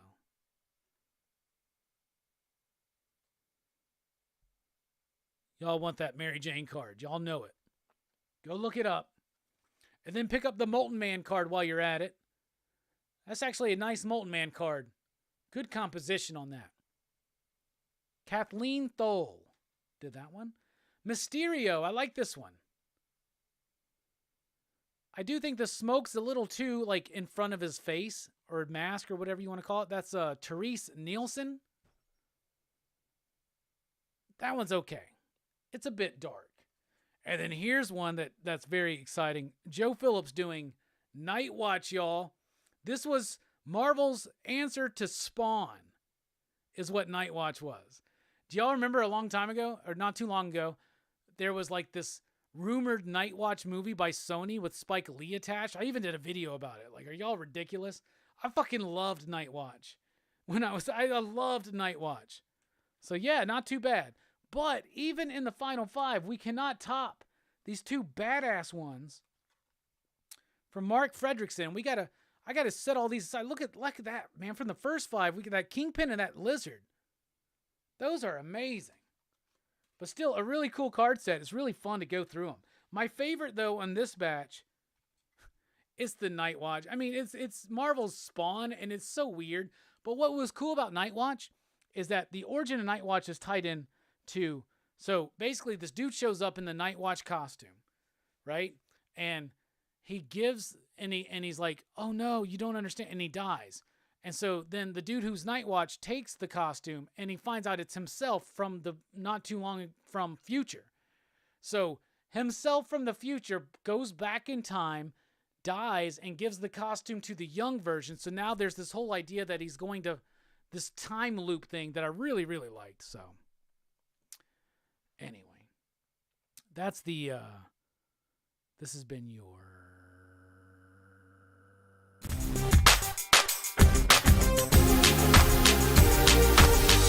Final Five. Are you talking about the Art of Atari book, Volume 1, 2017? I might be talking about that. That sounds like the right time frame. Volume 1, did they do a Volume 2? Come on, brother. I love the Atari artwork, man. Thanks to Daylight Savings Time, I just turned back my Night Watch and my Doomsday Clock. This Doomsday Clock.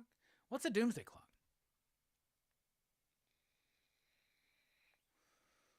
Anyway, this has been the show. Thank you all so much for joining us. This has been a blast. This was super fun. Don't forget, tomorrow night, PCP Movie Night returns. We'll be talking about The Godfather, the first of a 3-week series where we discuss all 3 films in depth, in detail, with analysis.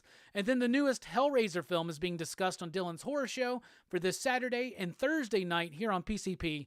We have Katana Collins joining us. She'll be talking about her work, including the new book from Dynamite, Cherish, which is edited by our friend Joe Corallo. Joe will be joining us as well. And of course, we're going to ask her some questions about my favorite Harley Quinn book, Batman White Knight Presents Harley Quinn, which I really, really like. Y'all have been the best. Y'all have been a dream. Thank you so much. And yeah, how about them? Anyway, Cowboys lost, but the PCP Army always wins. Thank you all so much for watching. We appreciate it. Catch you next time.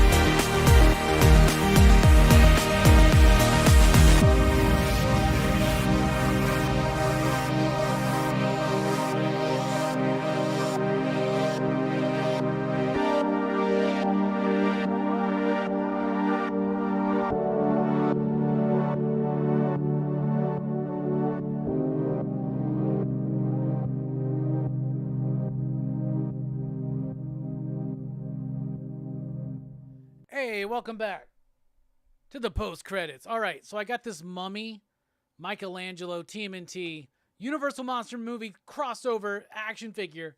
We're going to open it up right now. And I can't find my multi-tool, so we're just going to use this pen. Should work. This looks amazing. So I love the original TMNT Universal Monsters crossovers. When NECA did these, I had to get it. I got the Frankenstein Raph already. Oh my goodness. Look at that. This looks amazing. Michelangelo as the Mummy. 2 heads. Look at that head. Then look at that one. Oh my goodness, I love them so much. The Ankh nunchucks, the staff. Let's get this figure out of here and take a look. I need to cut it out.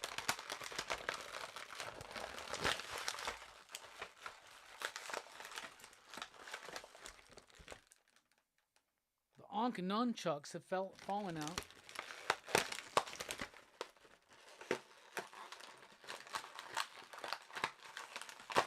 There we go. Got it out of there. Man, that looks awesome.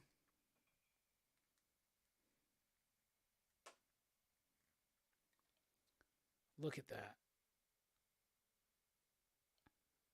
I don't know if you can see. One of those eyes is open, but very dead looking. Freaking awesome, y'all.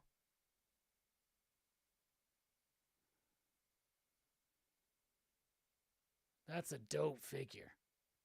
Great detail. Can't wait to get this one posed up. And it goes along with, here's the Raphael as Frankenstein.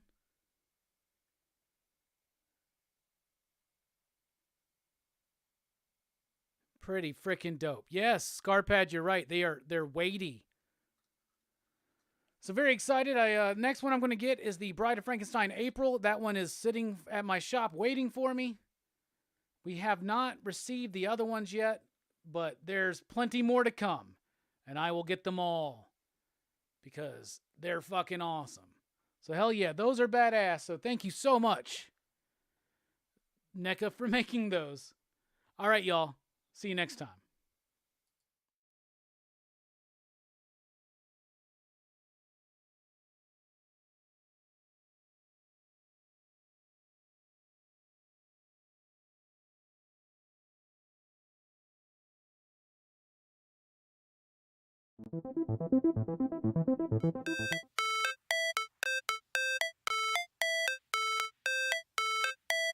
How it's supposed to feel.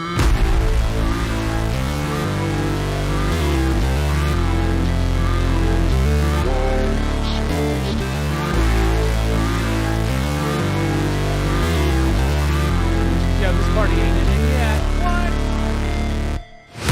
Never break, always fight, never quit, do it right, play the game, win it life, have no shame, there's no time, feel the pain, live the grind, I could change, in my mind, pick a lane, commit and climb, the only way to win it life. I never miss, that's fact. Taking big swings, bitch, hand me the bat. Put me in the ring, you'll go out in a bag. Cause I sing what I mean and I bring it to the mad light. Ain't got time to kill, I got time to feel. I took the red pill, I know life's short so I wanna live real. But how's it supposed to feel? BCP Army, how's it feel? Rockin Robbie Live, we're back. How's it supposed to feel?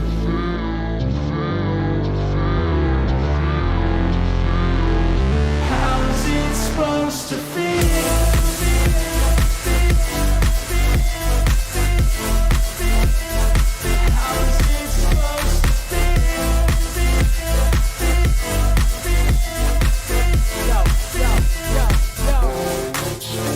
They wanna say my name, but they holding back. They wanna say they hate, but they know it's cap. I ain't play no games, I just do that's fact. And I don't feel no shame, it's a mood you lack. I go crazy, nah bitch I ain't lazy. Track after track, I work on the shit daily. Pass me the jack, right as fuel, got me hazy. About to unpack all these things I've been chasing.